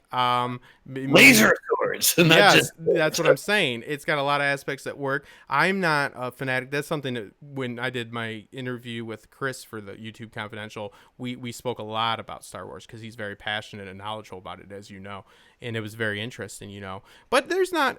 I don't feel, looking at the story as a whole of Star Wars, it's good, but it is not as layered as you're a Song of Ice and Fire. It's definitely not as layered as Token. I think that Token's work, people, first off, everybody that has been saying for years now, myself included, the subversion of tropes for Game of Thrones, meaning he subverts all the high fantasy tropes. People confuse subverting for like the meaning better. It just means, they are changing your they're going against your expectations. It is not going with the actual norm. It's going against what you're expecting. That's all it is. It's not better. So Tolkien's work isn't less layered than George's work. Arguably it's more layered. It's just there's a lot more like certain characters represent a whole lot more. Like George's work has a lot more characters spanning throughout to represent certain ideals and to convey the themes. Tolkien's work will more so have a single character that embraces like industrialization and conservative, like the trees, for example. Like Tolkien hated progress. He hated how they were building factories and tearing down. He was he wasn't a modernist, so he really puts a lot into single characters. You don't get that in A Song of Ice and Fire. You get more of a grounded sense of community, and when Tolkien will like kind of embody a whole ideal and idea within like one or two characters. So I think you just kind of got to dig deeper within Tolkien's work. It's definitely not as easy to do, to be honest. I've been converting to Tolkienism for the last 8 months now, and his work is very, very complex. It's a lot to be said for somebody that can intelligently break down Tolkien's work, because I am doing my due diligence and going through everything that he's done and getting ready for those spin-offs. And I hope they don't try to make it Game of Thrones. You get what I mean? I hope they don't try to make it like, because everybody says, oh, it's not bloody enough. It's not this. It's your tropey high fantasy. Let it be what it is. Don't try to make it something else. Yes, I agree with you. Because you got to remember, one of the influences for George for the the series and shit, or for his books is Tolkien stuff. Along with history. I mean, that's what makes George's book so good. All of his influences were. We talked about this, like, the Ancient Wonders of the World, Library of Alexandria. There's so many, wars and history. I mean, let's not get into all that, but you know what I mean? No, that's what I was trying to it's just... and then Tolkien. He loved fucking Tolkien. He liked Star Wars. All these things influenced what he created. And, remember, the show is not George's creation. It's not. Television is not a novel. A novel is not television. My car doesn't fly as well as my plane. Mackenzie, are you, how much are you into Tolkien's work? Because I definitely I haven't read it. I wasn't like a person who hasn't read it. Yeah, and I'm a young person and I haven't read it. Don't you rub your beautiful youth in our face. Don't you dare. I'm sure I'm getting there. It's the stepping stones. I'm getting there. I have so much that I have to do, but I'm getting there. It's on my list. Well, but that's a perfect example, Tarzan, because look, this is somebody that's being introduced to Tolkien after George, not vice versa. Nice. Yeah. Right? How we all had Lord of the Rings, and then we had George. Mackenzie, with her beautiful porcelain skin and youth, she's got. Well, did you watch Lord of the Rings before Game of Thrones? You probably saw the films. I saw the movies, but it was like, I think it was like the first one. How old were you around then? Well, the first movie, what was it, 2002? I was in middle school when it came out. No, I think I was the 2000, 2002. I think I was 5 or 6 in shit. 2002. Oh my God. Well, it was the first movie was before, because I graduated in 2003 from high school. The first movie came out when I was in 8th grade, I believe. So yeah, so I was 5. Yeah, so you weren't thinking about like post-industrialism and fucking like like wondering if he was doing allegory or not. I think I watched like parts of the first movie, like they showed it in high school, and I think in like grade 9 and 10. Mm-hmm. So, but I never like got into it. Like fantasy wasn't a thing until late high school into college when I really started to get into it as much. Well, it's funny because Lord of the Rings was sold to me in the same way that Game of Thrones was sold to me, because I wasn't into fantasy either. And I remember one of our buddies, and he was, one of our buddies that we considered, we were in middle school. So he was one of the, our cool buddies. And he said, it's not some lame fairy tale bullshit, like we're in 8th grade, people. He's like, it's cool, actually. He's like, there's wars and there's battles. It was sold to me in the sense, that Lord of the Rings, in a way, just as A Song of Ice and Fire was sold to me, that it's not what you think it is, it's not like something lame. It's not, because back then you can't be somebody that's like, oh, I like, even though if you do, it'd be lame if you'd like Dungeons and Dragons and all that. We're far past that now. I love all that stuff. But yeah, it was sold to me in a very similar way. But yeah, going back through the work, and especially going back in looking at how they're going to adapt it, I really do hope they stay true to what it is. It never works when you try to just adapt something. That's what I see happen with Star Wars, right? They wanted the notoriety of Star Wars, but they wanted to tell a different story, right? So they want to, they want both sides. They don't want to have to make any sacrifices. I always say I don't want another Star Wars. I want the next Star Wars. I am not of the generation that was with the original movies. I saw them like when I was a teenager. I appreciate them. I appreciate what they do. I understand culturally what they mean. But like my niece, I don't want to like love Georgia. I don't need her to love A Song of Ice and Fire. I would hope that there's a series that means as much to her as that series meant to me. I don't need it to be the same series or in the same world.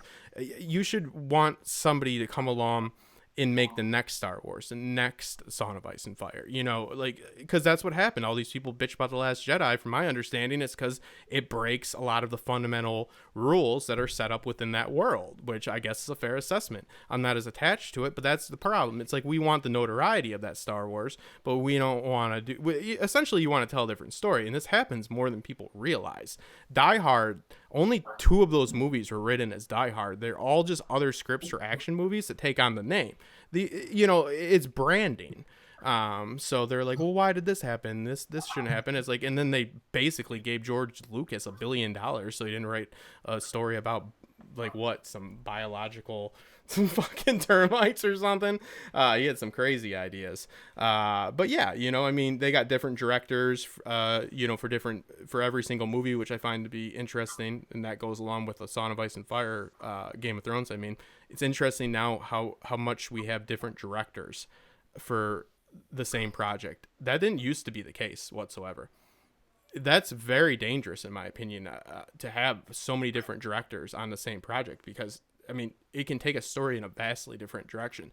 Of course, you want Miguel when you do like the big battles, but you can see the differences. You know what I mean? Like, I think Star Wars really suffered from that when they went from 7 to 8 or whatever the fuck they're at now. They changed directors. They both had very different ideas of what those movies wanted to be. That wasn't common practice before. Tarzan, you are attached to Star Wars far more than I.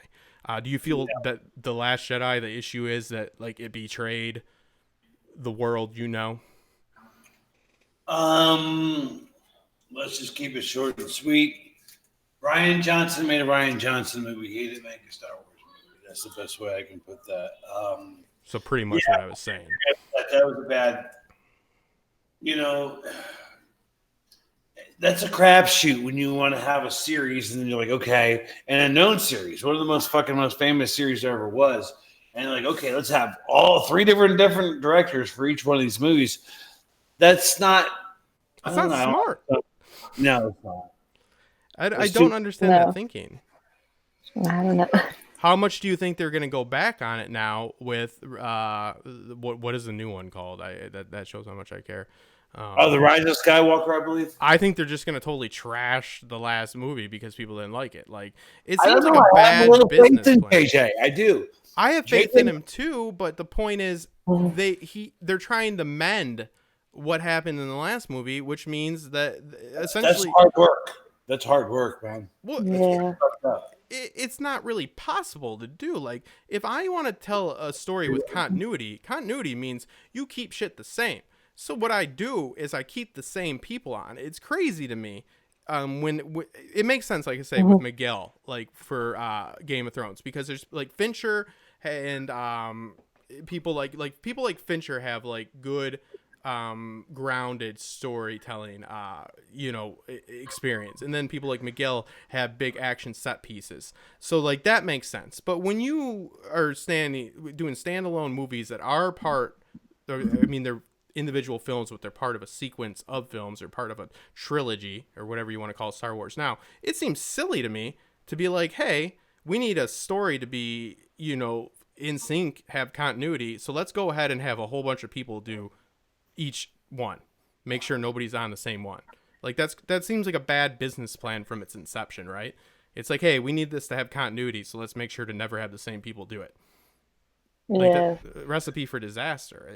I mean, I don't know, and how much does JJ really write? JJ's an EP on a lot of things on Westworld. He doesn't write that often, and he did have a lot to do with Lost, just so you know. Yeah, he fucked that up pretty bad. It is what it is, man. I mean, we'll see. I think if there's any way to salvage it, and he took it on, I believe that JJ understands the concept of what Star Wars is and is supposed to be. Where Rian Johnson was like, he turned it into a Rian Johnson movie. There's no other way to put that. I mean, if you ever seen like Brick or what's the other, Looper? Yeah, but what is like? Is Star Wars what the fandom dictates it is, or is it? Does the actual content, not to get meta, dictate what the fandom is? I think that Star Wars has been a property that the fandom has become so strong that the fandom dictates the property. I think that's a fair assessment. Well, here's the thing. You have your originals. You got to remember the original 3 movies that came out, which, was Star Wars. It wasn't even A New Hope. That title didn't come along till later. Okay. Yeah. Then you had Empire, then you had Return of the Jedi, then you had this big fucking dead just time of nothing. So what came along were these guys like Timothy Zahn and other people that wrote these books. And they were approved by George Lucas. And we're talking Dark Horse Comics, novels. Like Knights of the Old Republic, stuff like that. And everybody got it. They understood what this universe was. And then what happened is, later on, Disney acquires it. You think Disney's going to stay. See, the big thing with Disney is they try to play all these safe cards. They threw out Legends completely. That's what they're calling all that stuff that happened in between. Doesn't become it doesn't become canon. Yeah, Marge 8 never existed. The Skywalker or the Solo twins never existed. You know what I mean? It's just like there was such a good job done with these things. Why would you not at least, you could make it your own, but at least incorporate, you know what I mean? But okay, now the in-between material, which I'm aware of what you're talking, because you and Chris actually schooled me on this. Does Dark Horse, Old Knights of the Old Republic and all that, do you think that embodies the original trilogy? Or do you think... Absolutely. Oh, yeah. Okay, yeah. Because my argument is the original trilogy is good, but it's... Okay, excuse my language, and don't mean to say something bad. It's basic bitch shit. It's not complex story. George Lucas isn't he did a great job with this. It's a very simple story, very simple, tragic hero with a redemption arc that's only redempted within the audience, not within the world, meaning he has a tragic backstory. You have a few glaring flaws that were clearly not planned with Luke and the sister. And you have a fish out of water, a boy on a journey, a call to action, a call to greatness, a twist at the end to find out that, it's just like Batman and the Joker, one bad day, could go, it's not rocket science. It's not, George Lucas explains the hero's journey, but he just says Shakespeare a lot. It really doesn't make a lot of sense. I've watched a documentary with him. He's not a great, I mean, he did a great job with this, but I'm just saying he's not groundbreaking. I think the rules that were established there, that George, once we see him take the prequels, he starts establishing a lot more of that this biochemical aspect or whatever you want to call it with the midichlorians, and so people don't like that, and they say but that's your story. That's the guy that made your story, so you have to accept that. You know, like I feel like there's a little bit of a little bit I call bullshit on the fandom a little bit, because they're like, well, the midichlorians is all I'm like, that's your boy George Lucas, and that's why they gave him like $1 billion to step out, because he wanted to write a story about, like, I don't even know, I guess, like, I don't know, like the I guess it's like bioorganisms or something. I point to my arm like that's relevant. I don't know, but yeah, people didn't like that. Science. Yeah, you know, it's not, but what I'm saying is it's cowboys and Indians with you know, with space travel, and it's romance. It's got a rogue. I mean, this is like, if you go into a writer's workshop, they'll give you Star Wars to work with, you know, like it's very much so tropey characters and all of your basic archetypes, you know, Han Solo, Leia, fucking Luke, Darth Vader, they all fit it to a T, and there's nothing wrong with that. That's what I mean. But from deriving, people try so hard to subvert, we see what happens there, but it's not rocket science. So do you really think the Dark Horse comics embody that original? I really think they dive more into, from what I've done, which is thanks to you and Chris that encouraged me to read the little bit I did. I like the whole idea of like the dark side in the Force, you know, like being like religion and the fight within that. You know, I like the Knights of the Old Republic. I really like that aspect, but I don't see that in the original story, to be honest. I mean, you can make the argument, but I think people identify what Star Wars is not by what George Lucas established, but you gotta stay to the lore, and that's what it is. That, you know, I'll give them credit. Dark Horse, Timothy, I'm losing my voice. Timothy Zahn, all these other people, they stayed in their lane. You know what I mean? And now even George got out of his own lane. I agree with you, but here's the thing: you have an iconic.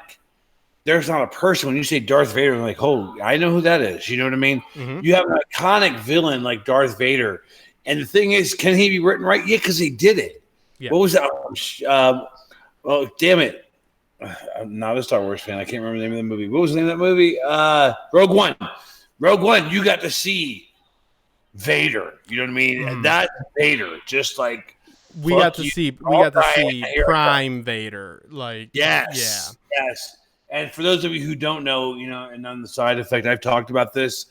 Disney's screwing up again. If they wanted to do a standalone series, they should do Vader those years in between, because if you think about it, you got Vader when he first got in the costume, then you got Vader when his kid was 20-something years old. You know what I mean? At the end, you didn't get Vader Prime. And Vader Prime, for those of you, and I guess it's not valid, in like the actually, there's a Vader comic book which is valid. Vader rejects, or Anakin, he rejects the suit at first. Then he literally has to go through the galaxy and compete against Sith witches and all this other shit to get where you see him in, like, you know, A New Hope. And also he goes through the galaxy just slaughtering or trying to hunt down and kill every Jedi that's out there. So you need a Vader that's kind of like Jason Voorhees. You know what I mean? You need a Vader that's out there and just doesn't give a shit. When he becomes full Vader, that's all he does. He's just the most deadliest force in the universe. Perfect analogy here, because what you're talking about is the great story is a story about how Vader becomes Vader. Not even so much the Anakin, the prequels obviously could have been done better. But yes, there's that story. But then once he takes on the mantle, like you said, then there's the story of him proving himself. Rambo is the analogy for this. Rambo 1 is a great film because Rambo is a Vietnam veteran that comes back, and the cop is just for no reason, kind of contrived. He's like, hey, just a prick to him. But he pushes him to the limit. He pushes Rambo. And then, so the soldier, whatever, John Rambo becomes Rambo. Okay, that movie's great. Want to know why Rambo 2, Rambo 3, and every other one isn't great? Is because there's no longer an arc, because he stays Rambo. Just as Vader, we have at the end, because we've seen the story in reverse, Vader's redemption arc, like I said, is not it's not internal. It's to the audience. It's the compassion of his son that sees good in him. He is not redeemed within the galaxies. He's redeemed to the audience. There's like that's with Jaime Lannister. You have to recognize stuff like that as well. Are you looking for a redemption arc where the audience forgives? Or the people within the story forgives? It's always something to remember. But Rambo, just like Vader, if they don't go out of Rambo or go out of full, Prime Vader, there's no more story there. That's just them being Rambo, them being Vader. That's not compelling. It's badass, but it's not compelling because that's not a story. The story There is a story. There is a story. No. There is with when he's becoming Prime Vader. But the reason that we see the end of Prime Vader, that's compelling. But when you have a character, you have to be careful like that because it's the transition that is compelling, not the power. The power, yes, you have, that's your final act, and you can, yes, work that into a trilogy. But that's why Rambo sucks after Rambo 1, because he's just fucking Rambo. There's no more pushing him to the limit. He stays a bloodthirsty maniac. You know, it's no longer this story of this guy that is a veteran that you feel for that goes mad because some hick cop's like, hey, jackass, I'm a prick for some reason. But, you know, it's just John Rambo being Rambo. That's just a pretty much just a cliche action film of just a guy shooting things up, not a human being being pushed to the limit. It's not a story of a human anymore. It's a story of a force, like, you know, this monster. You have to always go back to the initial part, you know, like the Night King. That's what people wanted. They wanted to see how he came to that. And it just wasn't feasible for them to do that. You know, the only thing to tell is to tell how he got in the position before that obsidian went into the heart. But once you have him there, you say he's a Stark, say he's a Targaryen, say he's Jon Snow's fucking twin sister. I don't give a shit. It doesn't really make a difference, to be honest. He was turned against his will. The real story is, how did he get to the situation in which he was turned? There's a story. I think people you have to respect that, and you can't bleed characters out. You can't take Vader. You can't take Luke. I think Obi-Wan Kenobi is I'd jump on board that project. I think. No. And see, you're a purist and you hate it. So, you know, why don't you like that? Because some things, like Obi-Wan, the story that you got from him, it's ample enough. It really is. And if you want to actually get into it more, you've got like the Clone Wars animated series. To be honest with you, if they were to put something like the Clone Wars animated series on film, you'd have a great thing. I hope that down the road that, like, you know, let's be honest, like, so you got the Legends of Star Wars, which are great fucking stories, man. There's stuff like the saga of Naomi Sunrider. There's so many things that are so good. And you got that with Game of Thrones too. If they would take that and even do like an animated thing, I'd watch the shit out of it.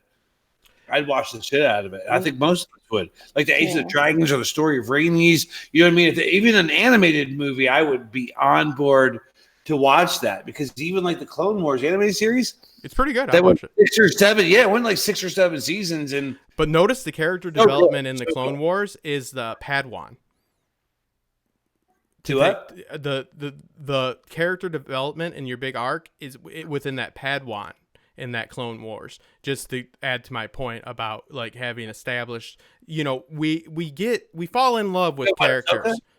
We fall in love with characters is my point, and then we want to see more and more and more, and then we wonder why it's not satisfying. Clone Wars works, in my opinion, because your arc and your development is mostly within your Padawan. Talk about Ahsoka? I don't remember the name of the girl, the blue. Ahsoka Tano, she's got the... Yeah.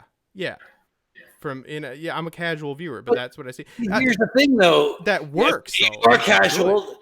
They did a great job of introducing other, like Cadia Spain. They introduced like it's so well done, man. It's so better than these movies that are coming out. But that goes with what I'm saying, though. You get what I mean? Like those are other characters that you see the story of. You can't bleed your main people out.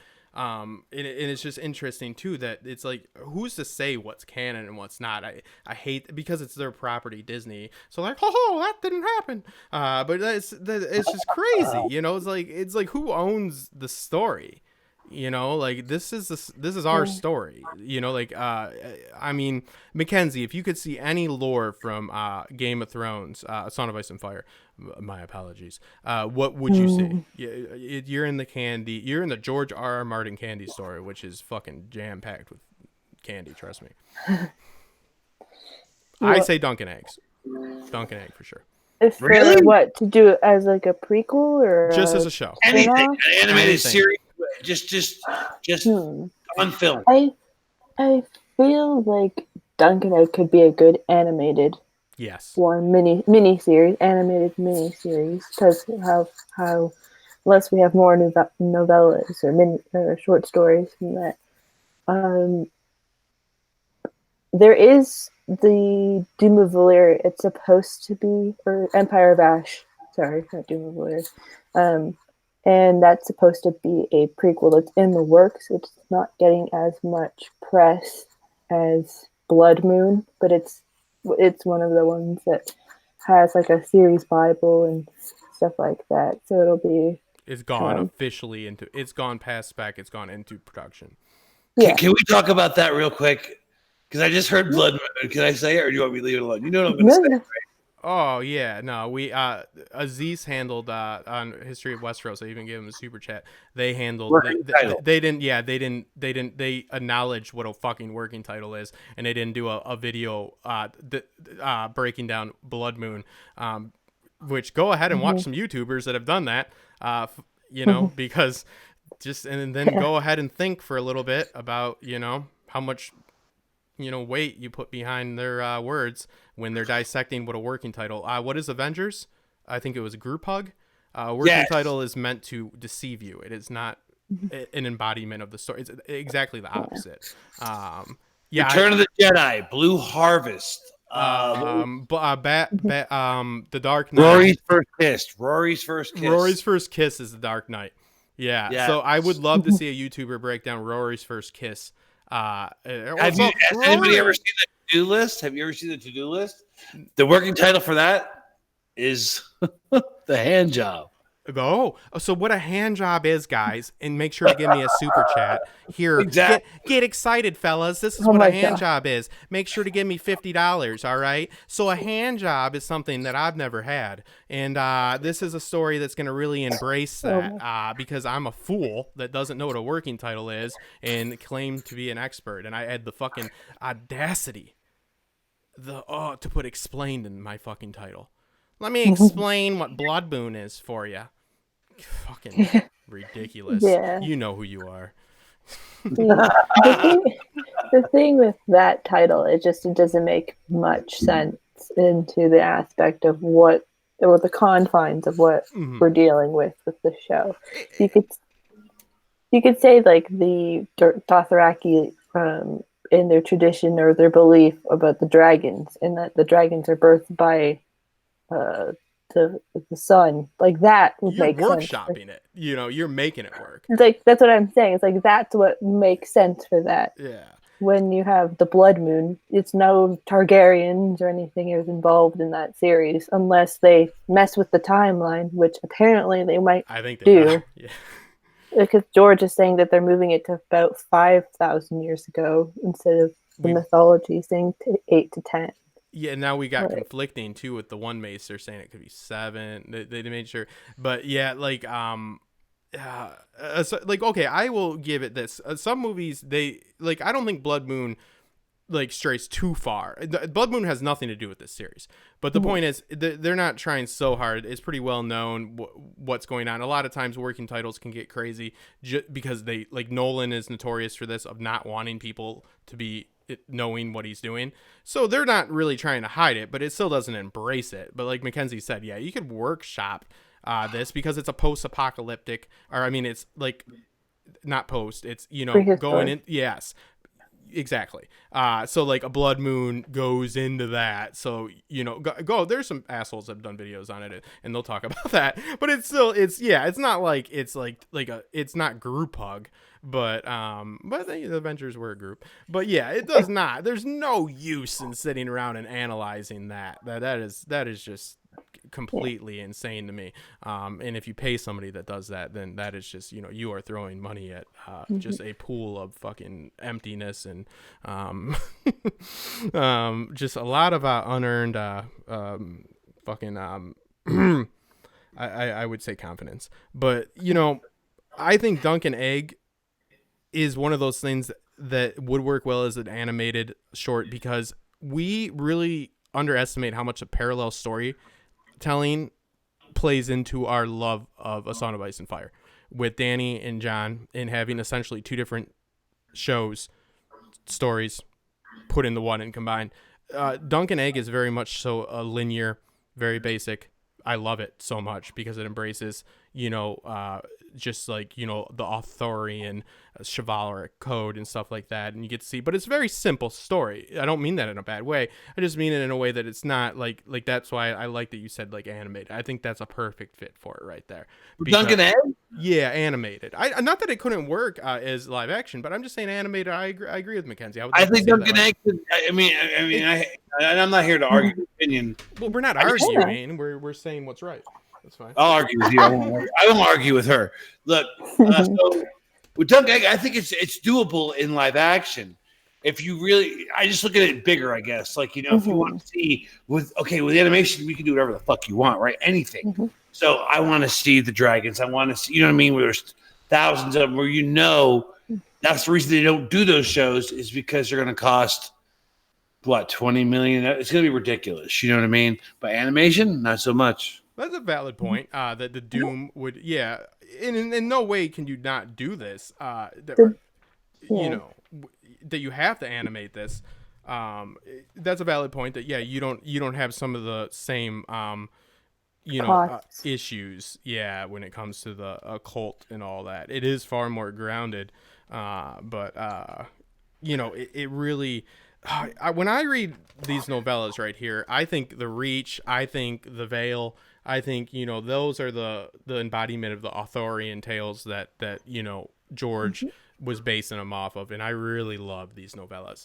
I really like that aspect. I'm not a big magic guy because as somebody that tries to write themselves, when you put magic in a story, it's like, what's possible now? It's like anything because magic's here now. But the Doom, I think, I don't know. Doom of Valyria could be done as like how they did like live action, because you don't have to have 50,000 dragons or however many dragons existed because there wasn't that many. You could have as much as Danny had, maybe plus one more as namestay dragons. The rest of them you just copy paste. If you were to put them in a massive thing, copy paste. It's like you would have, like, the key persons have dragons because not all of them did. Like you could just replicate in the background and then distinguish the protagonist and antagonist. I think that the Doom. I think some things are better left, to the imagination. I'm not saying that about the Doom. It's tough when you go to this, I'm doing the panel and there's some really interesting stuff. Even though the timeline is so skewed, my rational brain and a little bit of experience, with production work and with writing tells me that the move is to play off of Land the Clever, off of Bran the Builder, and the notable names. You have to, draw there. We always have to realize that if we have to reach to understand or find out who somebody is, it's usually not going to be a part of it because, we are people that like love this and analyze the hell out of it. But this is high concept. They are, they're putting a lot of money on this and they're really got a lot riding on this. They need that notoriety. So, to dive real deep with the lore, it seems a little bit unrealistic to me.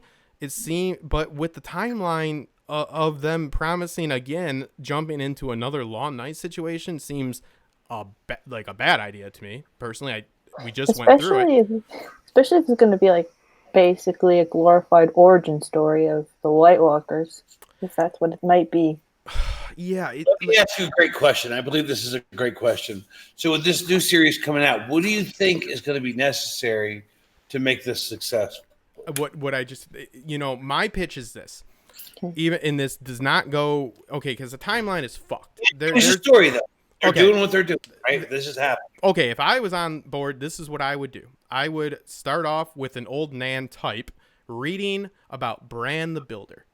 Legend, Bran the Builder. He built the wall, because he obviously couldn't have done everything that they say he did. This is prehistory. This is Achilles. This is Hector. This is, Hercules. This is all of these, these all these mythic characters. I can't say mythology for some reason. So, what you want to do is you want to talk about like, oh, Bran the Builder built the wall. He built Winterfell. He built Storm's End. He, the High Tower. Lan the Clever, hoodwinked the Casterly Rock away from the Castlys. And then as they're saying this, it's a little cheesy, but you zoom in on the map, and what you see when they're talking about Bran the Builder, in all the great things he built, you see a skinny little guy that, looks poor and dirty as a brick mason, maybe stacking bricks. And you see some dickhead, that's like running the job, say, Bran, hurry up and do this. You humanize the legend. You see the true story. This is your legend. Now, Bran the Builder does do great things, and we get to see how he comes to it, but we get to see the real story of this mythic legend. Lan the Clever is maybe out scamming at the market or something. Naomi Watts, the log line for her is a socialite that has a dark secret. That reminds me of the first writing workshop I did, because it's like, okay, so who's your character? I'm like, she's a fancy lady that lives in the Victorian ages. What's your conflict? I'm like, she's got a dark secret. It is a little cliche. So, and it does question, what is society? Because this is prehistory. It comes into problems, because some people will fervently wait for the comments of people telling me that Bran the Builder and Lan the Clever can't be in this because it doesn't coincide with the Long Night. And yeah, you're right, but the fucking timeline's fucked, and it's up to debate, because they've already made sure to take extra effort to skew it, meaning make it so maesters disagree about it. But you have to have that notoriety. People know Starks, they know Lannisters. Mackenzie brought up that Targaryens wouldn't be prevalent right now. They wouldn't be in this story. Wouldn't be surprised if they threw them in, but they shouldn't be there. Mackenzie did bring that up. She said they probably could. Because they were a minor house, so that's like because apparently, I don't know why, but because they have cast people of color, they are saying that they might bring in the Summer Isles. Like, that's as far as they might go. They confirmed the Summer Isles so far. Yeah. So that is what I wonder, because, as I said, a big aspect and a big appeal is that parallel storytelling. So I would allocate the time 70% Westeros, 30% Essos or Summer Isles, whatever you want to, you know what I mean? But there's a big difference between what happens with Jon and Dany and just having different storylines happening at the same time. That's not, they combine. We see that, so how do the Summer Islanders play into what's happening with Naomi Watts? Does that have something to do with it? My point is, the Summer Islanders are the opportunity to give new characters. You don't have to have notoriety with them. There's really not a lot in the lore about it. You know what I mean? There's not, I don't know anything about famous Summer Isle. I know that we know about the Summer Isles. That's it. But Bran, if you don't have Stark and Lannister in this show doesn't get past. It doesn't get financed. This show doesn't get past the pitch. This show got past the pitch. Maybe. No, maybe. It doesn't. It doesn't. I listen. It depends, because when you first watched Game of Thrones, you weren't. It wasn't you. Oh, Stark, Lannister. It wasn't the reason you started watching it. It was dragons and crazy fucking storyline and stuff of that nature. Right? They could have been called fucking Smith and Turner. They could have. They could have. But that is Tarzan. You have to agree that's a completely different. One thing you got to remember is this. Think of it this way. To successfully do this, because they're going so far back, what should you get more of?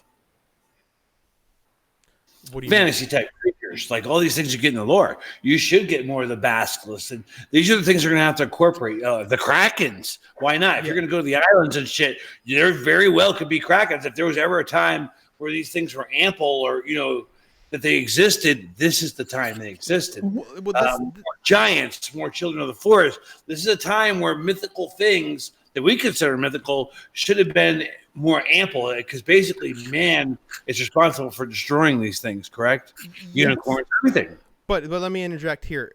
Jon Snow, if we would to pose the story that we just watched, and we were to do it as lore, and we were to say that we're about to see a story about the last hero, or Azor Ahai, and then they show you Game of Thrones, the adaptation, that is what you do. You talk about these great legends, and then you show the truth. That's the log line.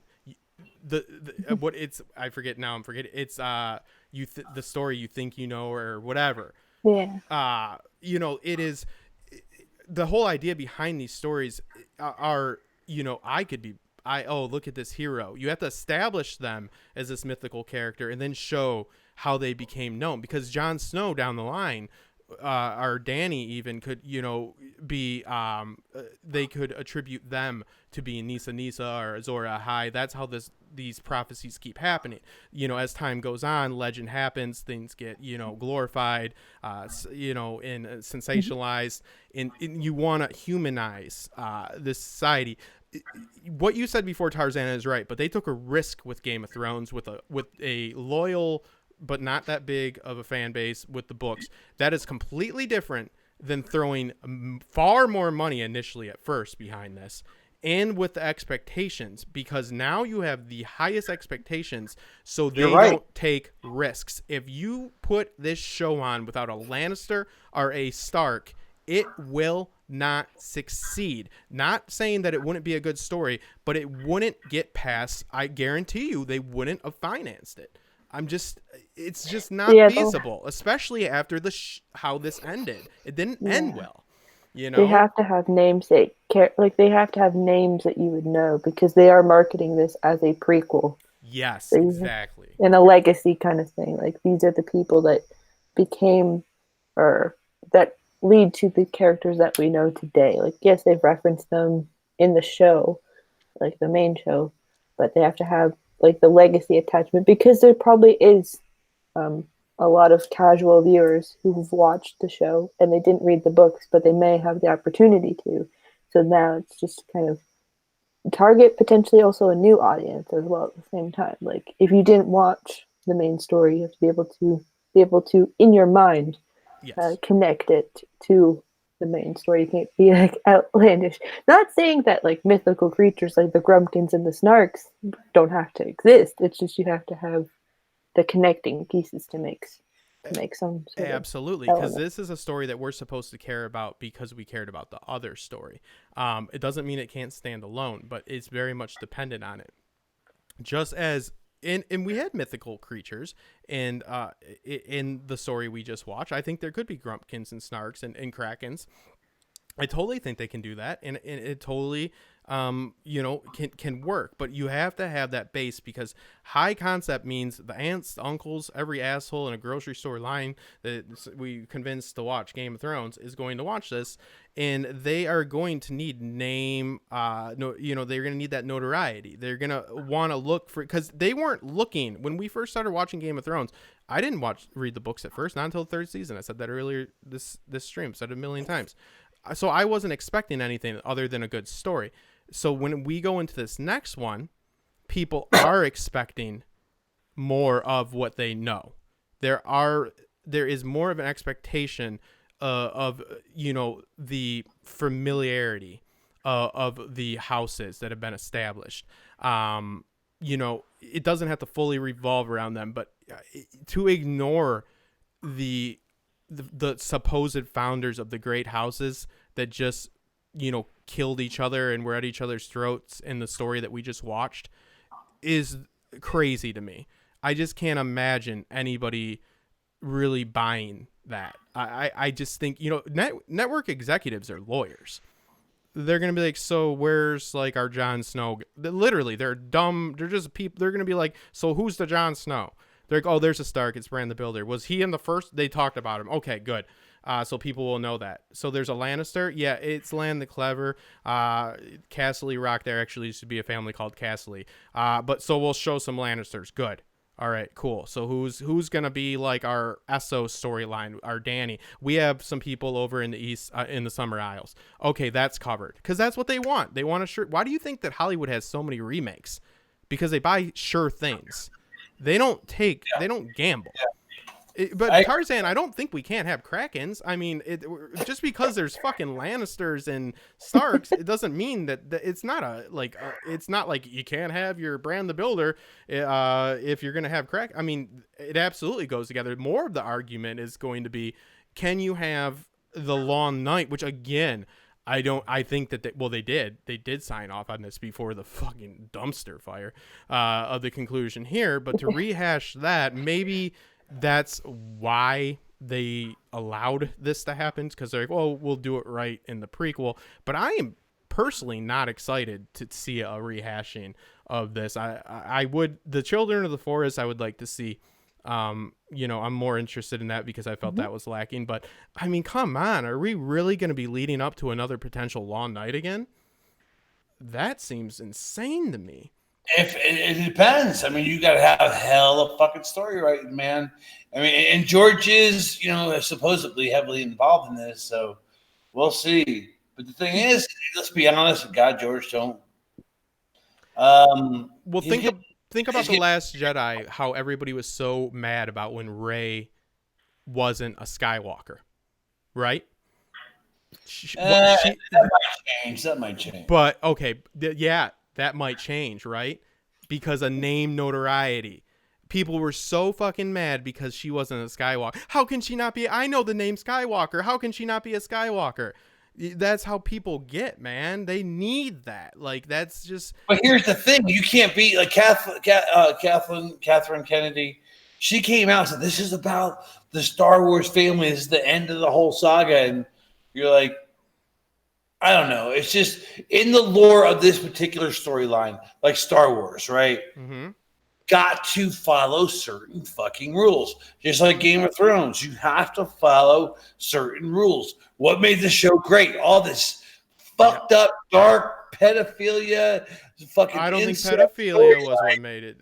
Here's the thing: the depth of those stories and how they're important. Then you build all this up, and at the end, it's like, oh, Danny fucked up. John killed Danny. John's, you know what I mean? It's just like, this is a 10-season show. They got cut off because now Dan and Dave want to go swing fucking lights. But listen to what you just said about Star Wars, about how they have to follow, because once you establish that story and that passion, you cannot abandon it.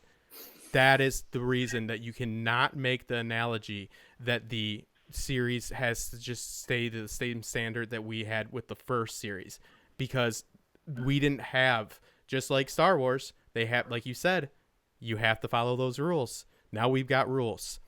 But you do it, yeah, you do, because the storyline. I mean, you can't have an episode of Game of Thrones and then go full, like, Stranger Things. You know what I mean? You can't do that. It's just like you spin your head and you're like, what the fuck just happened? Well, here Game of Thrones, Game of Thrones, what they did is I think they stayed. What they did is they gave you no details. You know what I mean? They just took this thing that should have been stretched out, and it's like, boom, boom, boom, we're done. They listed events. They didn't show you how they gave bullet you. points. Yeah. It's a sequence of events rather than the story of those events. Exactly. That's what made you love Game of Thrones, though. Yes. Remember Jaime and Brienne? How long did that fucking take for them to go? Or the Hound and Arya? Then all of a sudden, those time frames are just like, yep, we're done. We don't want to do this no more. We're going to go fucking write Star Wars movies. Yep. That's because they said, we already told the story about who these people are. Now let's just show what they do.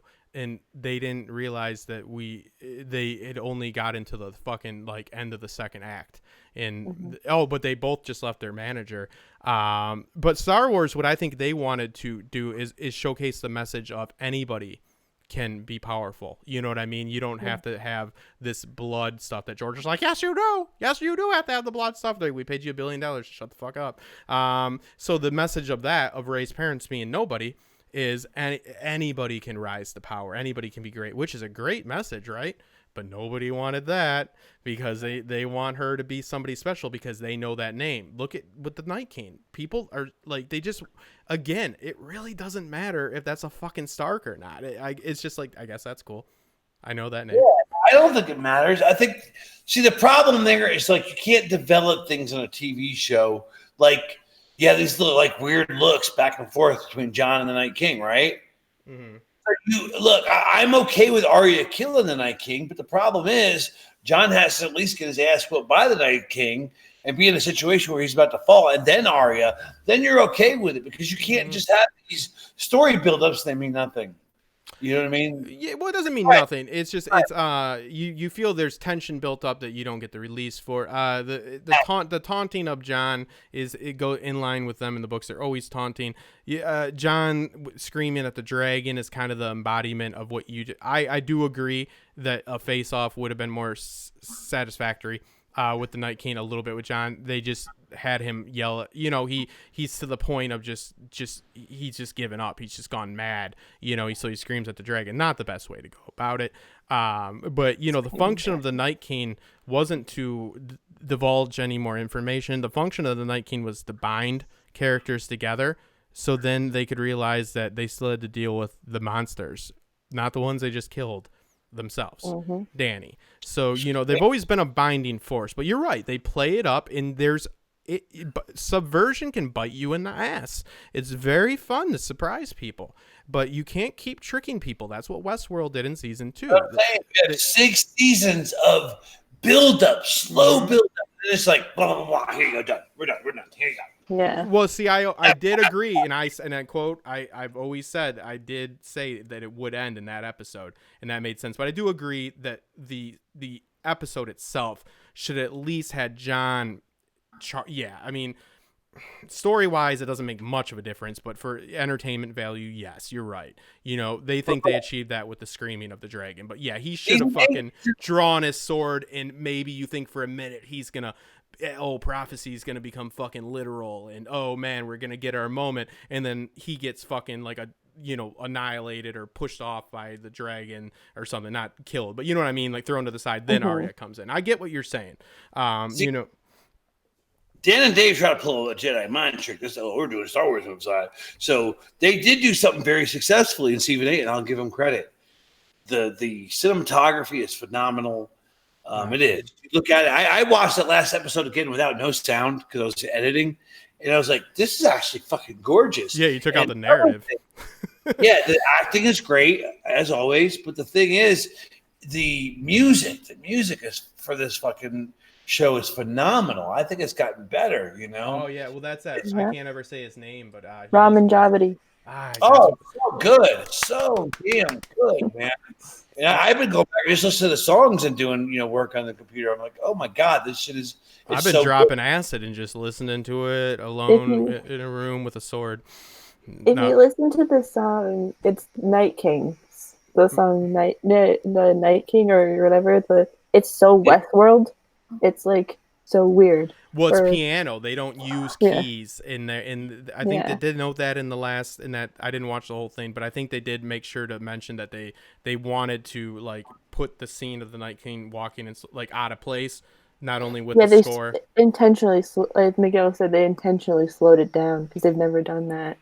Yeah, that theme is fantastic. I love Runaway from him. When I edit, I listen to him a lot, and I put him in the background of a lot of my videos as well, and I chop his music so the copyright doesn't usually hit me.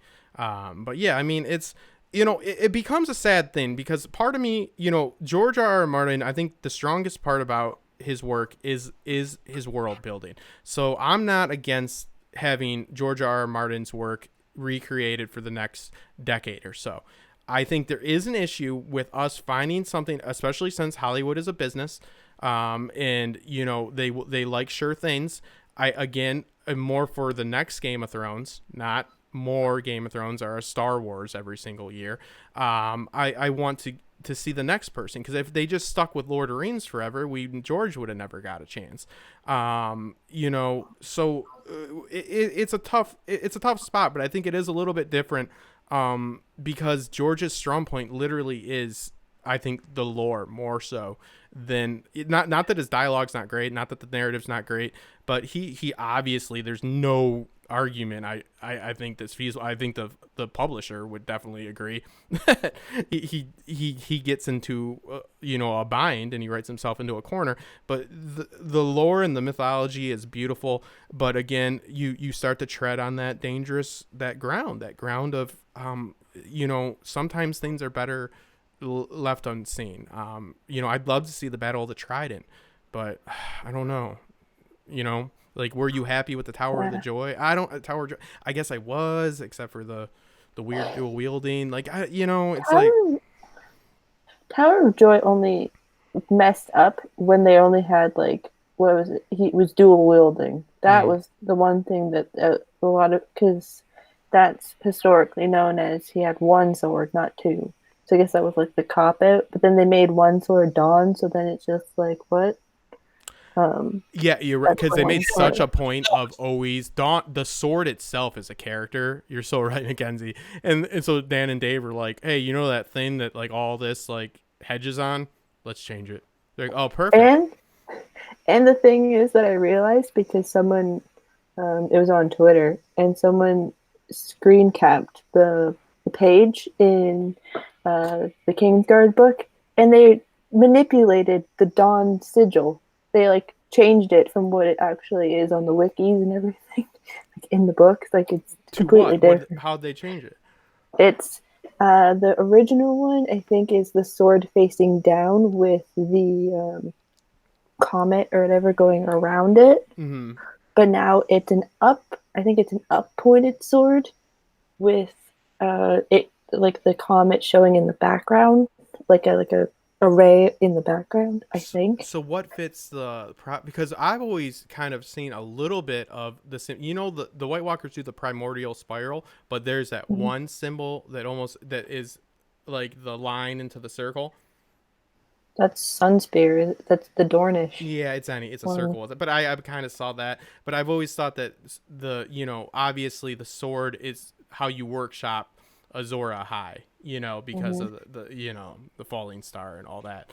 The Tower of Joy is beautiful because you see Ned's hypocrisy. But you also can understand it because it's like sometimes you got to stab a motherfucker in the neck.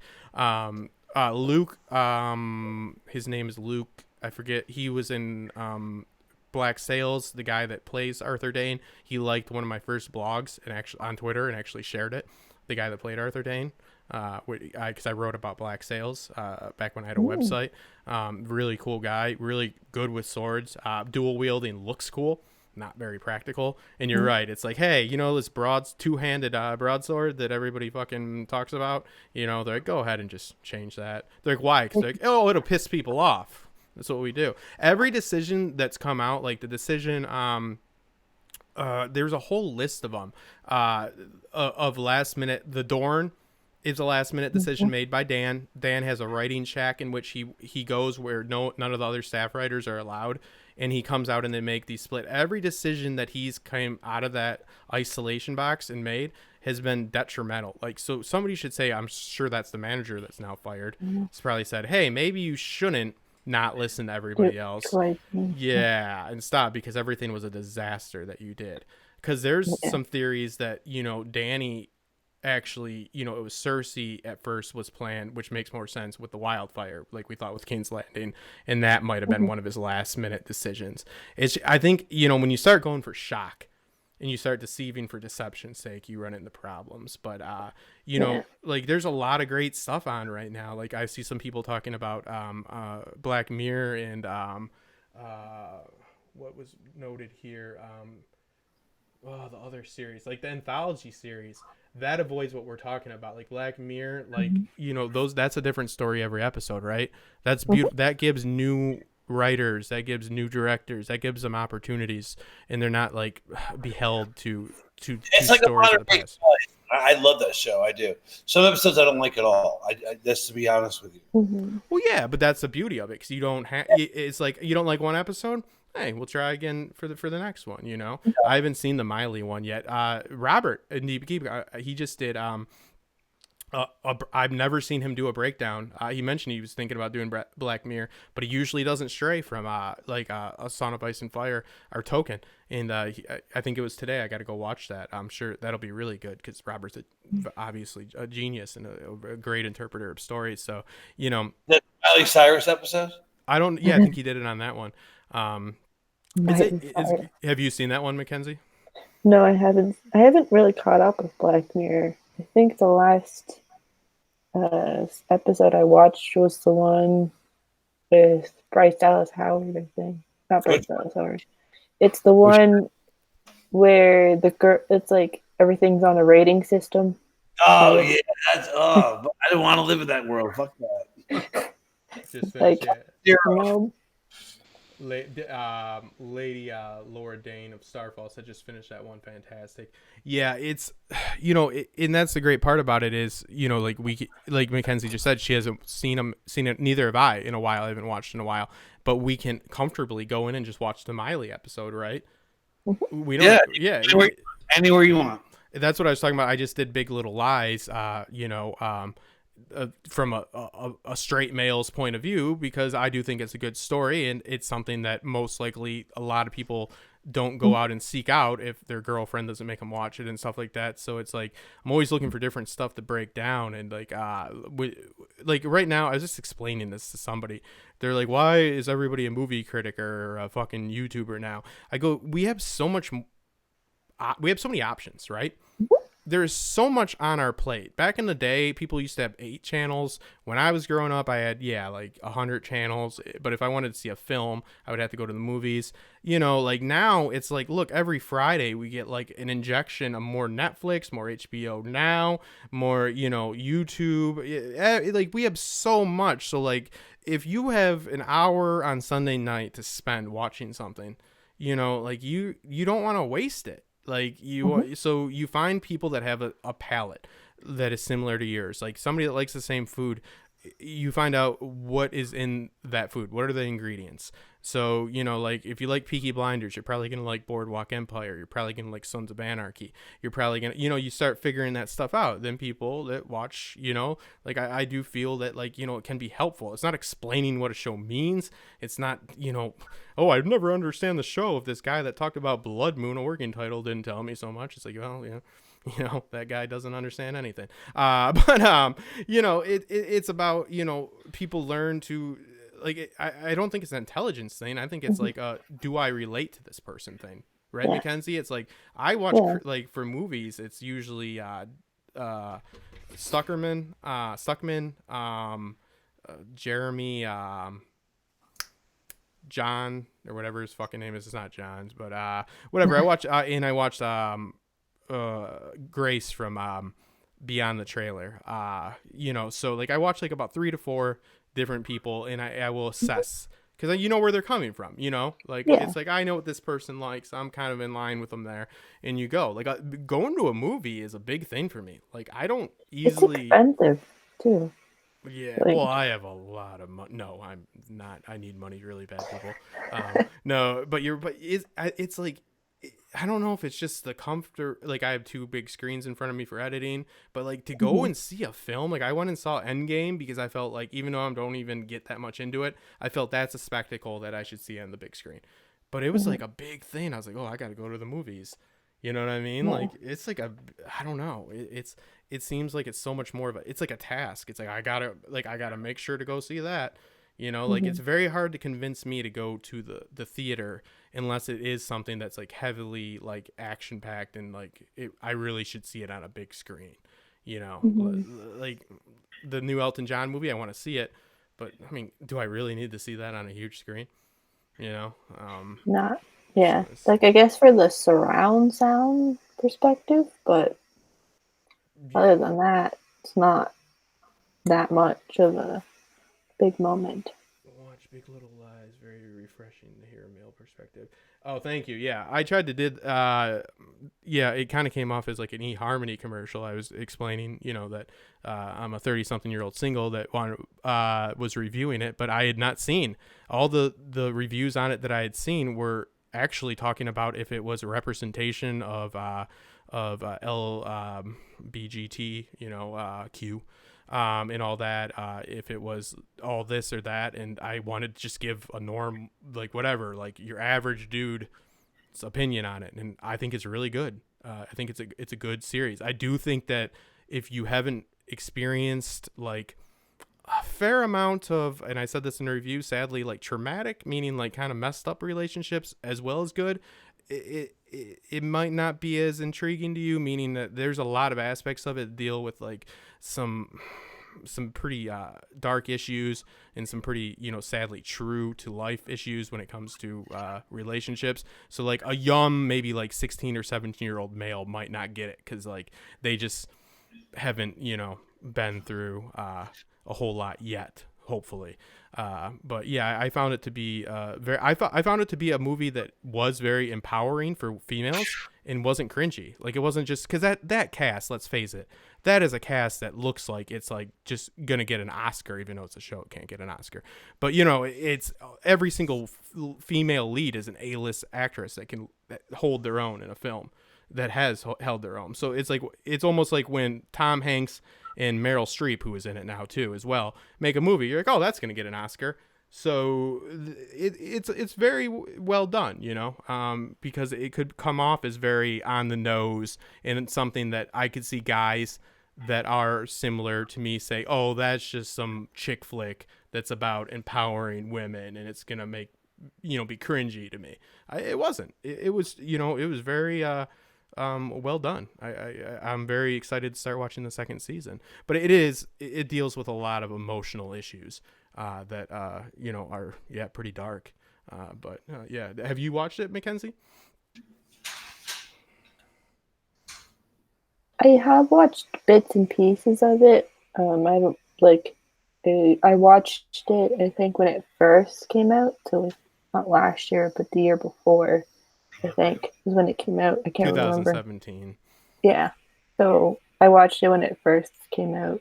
So I don't remember all the plot points. Like, I'll have to rewatch it. We have another thing that I have to watch, but I'll probably redo it very soon.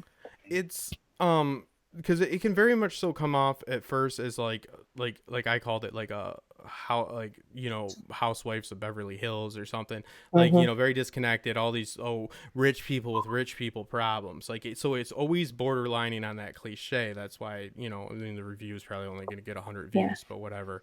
But it is more, and like I said, like it's not that I'm claiming you have to like be in some horrible relationship, but a little bit of life experience is needed to appreciate it, I believe.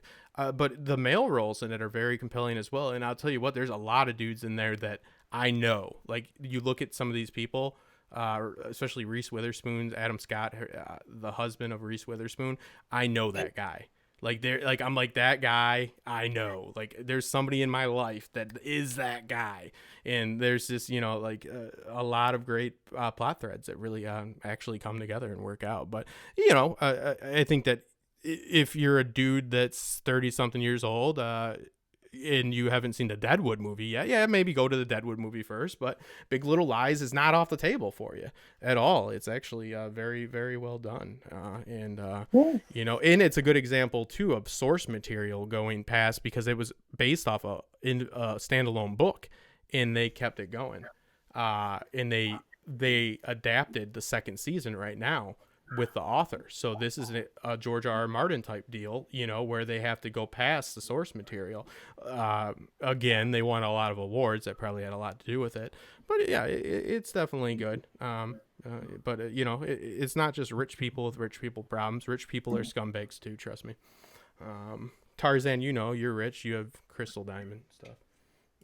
Shut up, asshole. It's well done, but not interested in season. That's interesting. Not interested in season 2. Well, yeah, I mean, I think that's reasonable, lady. I'm just gonna call you Lady Dane, because I mean, again, I just said it, like, it was a standalone book that they decided to continue the story. So people are liking it so far. I'll be interested. I probably won't spend the time on a review for it unless people want to see it. But it is what it is. But yeah, we've probably been going for way too long here. Let's see, what time is it? Oh, 12. Yeah, the first one. Yeah, I don't even know how many people are on there. But me and Tarzan have been watching. What have we been watching? We've been watching True Blood together every night, as well as the original Beauty and the Beast, and then we watch Grease, and then Hairspray. We alternate. But that's only because we have salsa class on Wednesday. So, what are Tarzan? Where can people find you in the near future? Are you relaunching the Side Effect? Are you going to be back on the airwaves? Yeah, my ass is going to make it happen. I'm actually looking, at a new cast for the Side Effect, and same thing with Trauma Trivia. But if you, I mean, yeah, the big thing I would say, stay posted or whatever. A bunch of us are going to have a lot of footage of some crazy shit down there at the cons. We should have some really cool stuff going on. And who doesn't want to see Phil the Issues guy and all these guys get thrown on their ass off the bull? Everybody's getting thrown off at one point or another. Everybody's going for a ride. Dude, you know what I mean? That's what's happening. I am so fit, dude. You don't even know. I You're am not gonna get on that fucking. I'm not. I am gonna. I almost. You missed the story of me. I almost killed. I fell on my own sword today. Not even joking. Almost died. I believe that. I could believe that. Yeah. And a kitten was involved. Can't forget that. Kittens are always involved. Kittens are always involved. Read the box. Cut your lord from balls to neck. So I can't wait for the Hema. A little bit of swordsmanship. So yeah, it's gonna be a heck of a time. You can find Tarzan in the men's bathroom, of course, as well as me. Yeah, I'm interested. Yeah, me and Johnny were just talking about doing getting podcasting has sparked a little bit of a flame in me again. I really would like to establish at least a semi-consistent cast and stick with it and get it on iTunes, since I feel that there is a lot of topics I'd like to talk about that don't warrant videos, in the sense of not too many people want to watch a 20-minute video about, say, Big Little Lies for me, but maybe a podcast audience would, so I'd be able to get out more content. My Little Pony focus. You're the one. I don't even know what My Little Ponies is, but you can tell me. Teflon is gonna. Yeah, Teflon. Teflon is just like myself, is a former boxer, and if I'm gonna bet my money on anybody, it's gonna be Tony, because Tony is he's a badass. So I got my money on him. Can we use adhesive, Tarzan? Can I glue my ass to the bull? Yes, as long as you're not wearing pants. Yeah, please glue your ass to the bull. Okay. Yeah, no, that's no problem. I don't want to see you get thrown across the room and your ass skin to be stuck to the bull. No, yeah, we'll be fine. We'll be fine. So yeah, and then there'll also be talk about Game of Thrones there. And poor Mackenzie has no idea that when we talk, it's just horrible. No, she knows. Okay, you have to realize she's already on the stream with me, so like her tolerance it's good. You know what I mean? No, Mackenzie. We're behaving. It's so bad. It's so much worse. No, Mackenzie is this girl. I'll tell you what, with the predictions that you made in both Vikings and Westworld, it makes me so mad, because you can get recognition. But you called if you had 100K subscribers, you'd be in the New York freaking Times, or for like getting recognition like the Hodor people did, you know. But this girl, when she says something, make a note of it. I don't know what it is, but she's got green sight or something. So it's there. I mean, it's obvious she's smart, but she has a keen sense of calling things. And what's I'm not blowing smoke up your ass. It's very interesting, because some of the things that happen are stupid, and you're able to come to that conclusion, which is good, because everybody's no, that's not good enough. Like, imagine if Magic Dragon Riding. Yeah, like if I would have pitched the exact ending of Game of Thrones to you 2 years ago, you'd be like, no, you fucking idiot. You know what I mean? If I'm being honest, I did think, like, when it was after season 7, I kind of figured that what happened was going to happen with some characters. I didn't really expect Bran too much, but now that we kind of went through it, I think Bran was a smart idea based off of the stuff with the books. But well, I think Danny dying Dany's had turn happened. I think it's more how it happens. If you were to explain how everything happens, Bran, I don't know. Bran, that's so crazy to me. But he's the Paradox King. But I forget what it was in Vikings that you called. It was something. I think it was Ivar, or the baby thing. Yes, it was the baby. Yes, and because it's Michael Hurst is so fucking stupid, and you were able to you're like, you should work with fucking just maniacs. Well, you do. You're right. But you know what I mean? Like, you should work with people that are clinically insane, and you'll be like, oh, okay, this is what's happening. Because, like, that storyline is so contrived and messed up, and you called it. Like, so yeah, of course. But that's the big problem. Everybody's like, no, it's going to be really good. That's why I always say 1 foot out. Keep 1 foot out, people. Always remember that human beings are writing this. And what do we know about human beings? They're not always that fucking great. So no, you can find Mackenzie on her channel, always working with the great Johnny Be Crazy. Tarzan has went to go buy another crystal vase. No, A crystal trophy. crystal Ride trophy. I'm stealing it. I'm riding it the with my ride. sword. I don't know if they're gonna let me on the plane with my sword, but you know, we'll see. We'll see. I don't know if they could stop me. They definitely could stop me. But yeah, thank you Maybe. guys for sticking around. I hope you had fun. And definitely, looking forward to meeting everybody in person at the con. And then we'll find out who. It'll be interesting to see who still live streams together after the con. Yeah. No, yeah, You'd be surprised because don't go there treating people like just go there and hang out. Everybody's fucking. I'm not.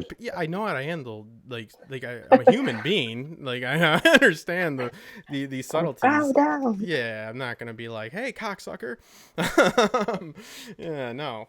Yeah, I don't have any issues with people. I'm just saying. I'm not talking about you because you're worthless. I ain't even gonna try to correct you. If you go there and you see these people, just treat them like humans, man. Say hi, whatever. Everybody's cool as shit. Wait, I need to write this down. You said say hi when I meet somebody and treat them like a human.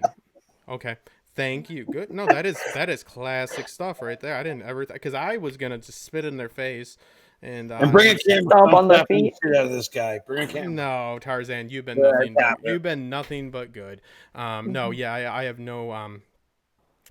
You gotta remember, dude, I was a club DJ for 10 years in Detroit, so I dealt with reality. What we used to do is fly in reality stars from the real world and stuff in the Bachelorette. I know exactly how to act around people that might think they're something that they're not. We're not talking about you. We're talking about the average person that's going. Oh yeah, when you see me, come up to me and say, "Here's $10, get something to eat," and I'll say, "Thank you so much." Just stay away from these guys. No. Yeah, I'm more than happy to definitely hang out, and I just want to, the fandom is all about creating conversation, not explaining things. So I'm excited to meet people. There's some very intelligent people that are in there, yeah, it'll be a lot of fun, unless it's not. So Mackenzie, what day are you getting there?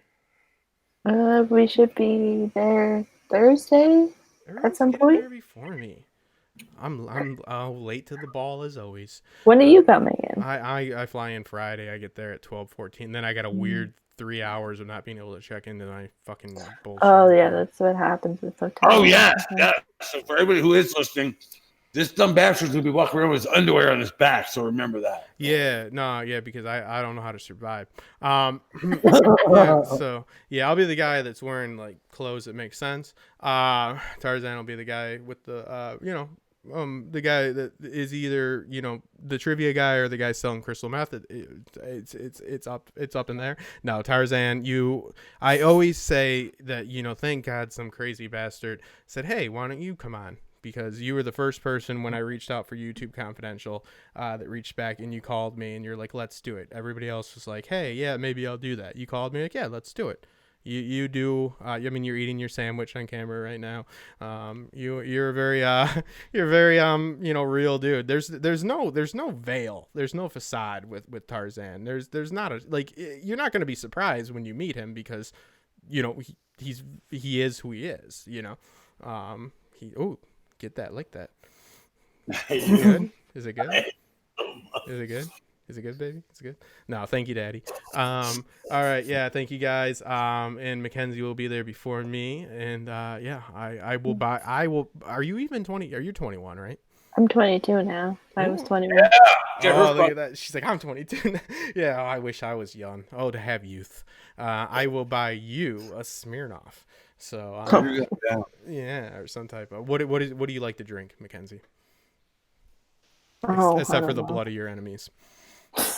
Oh, I don't know. It's pretty much anything that I can have.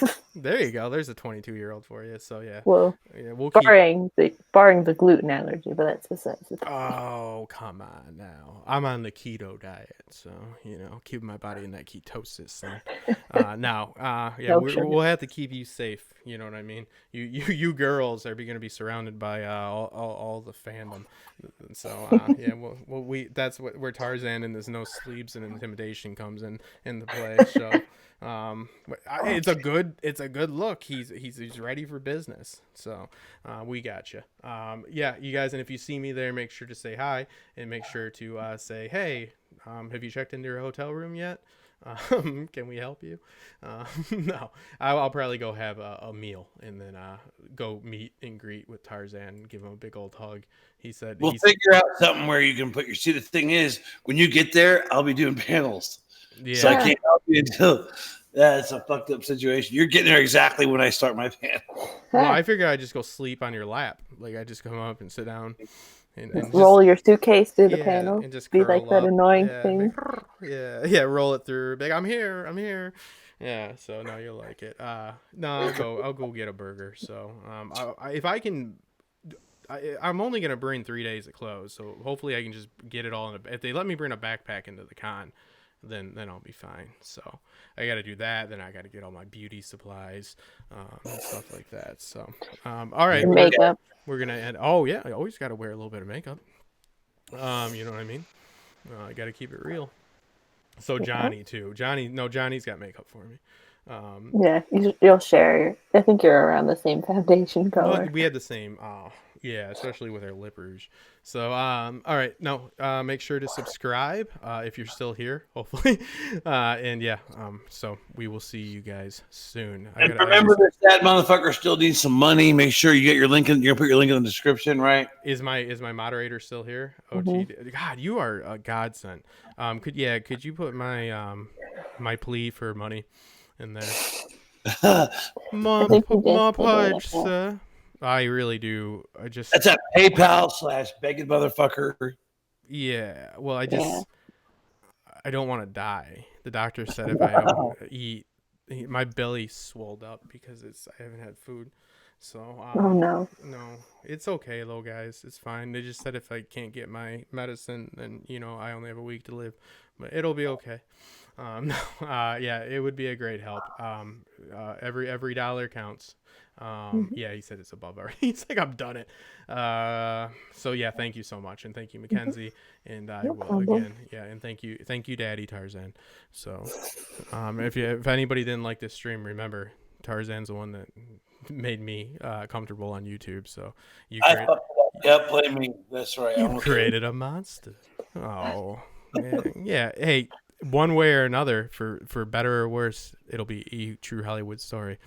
Whether it goes the Manson way or the way of success, we'll find out. That's up to you. All right, see you guys later.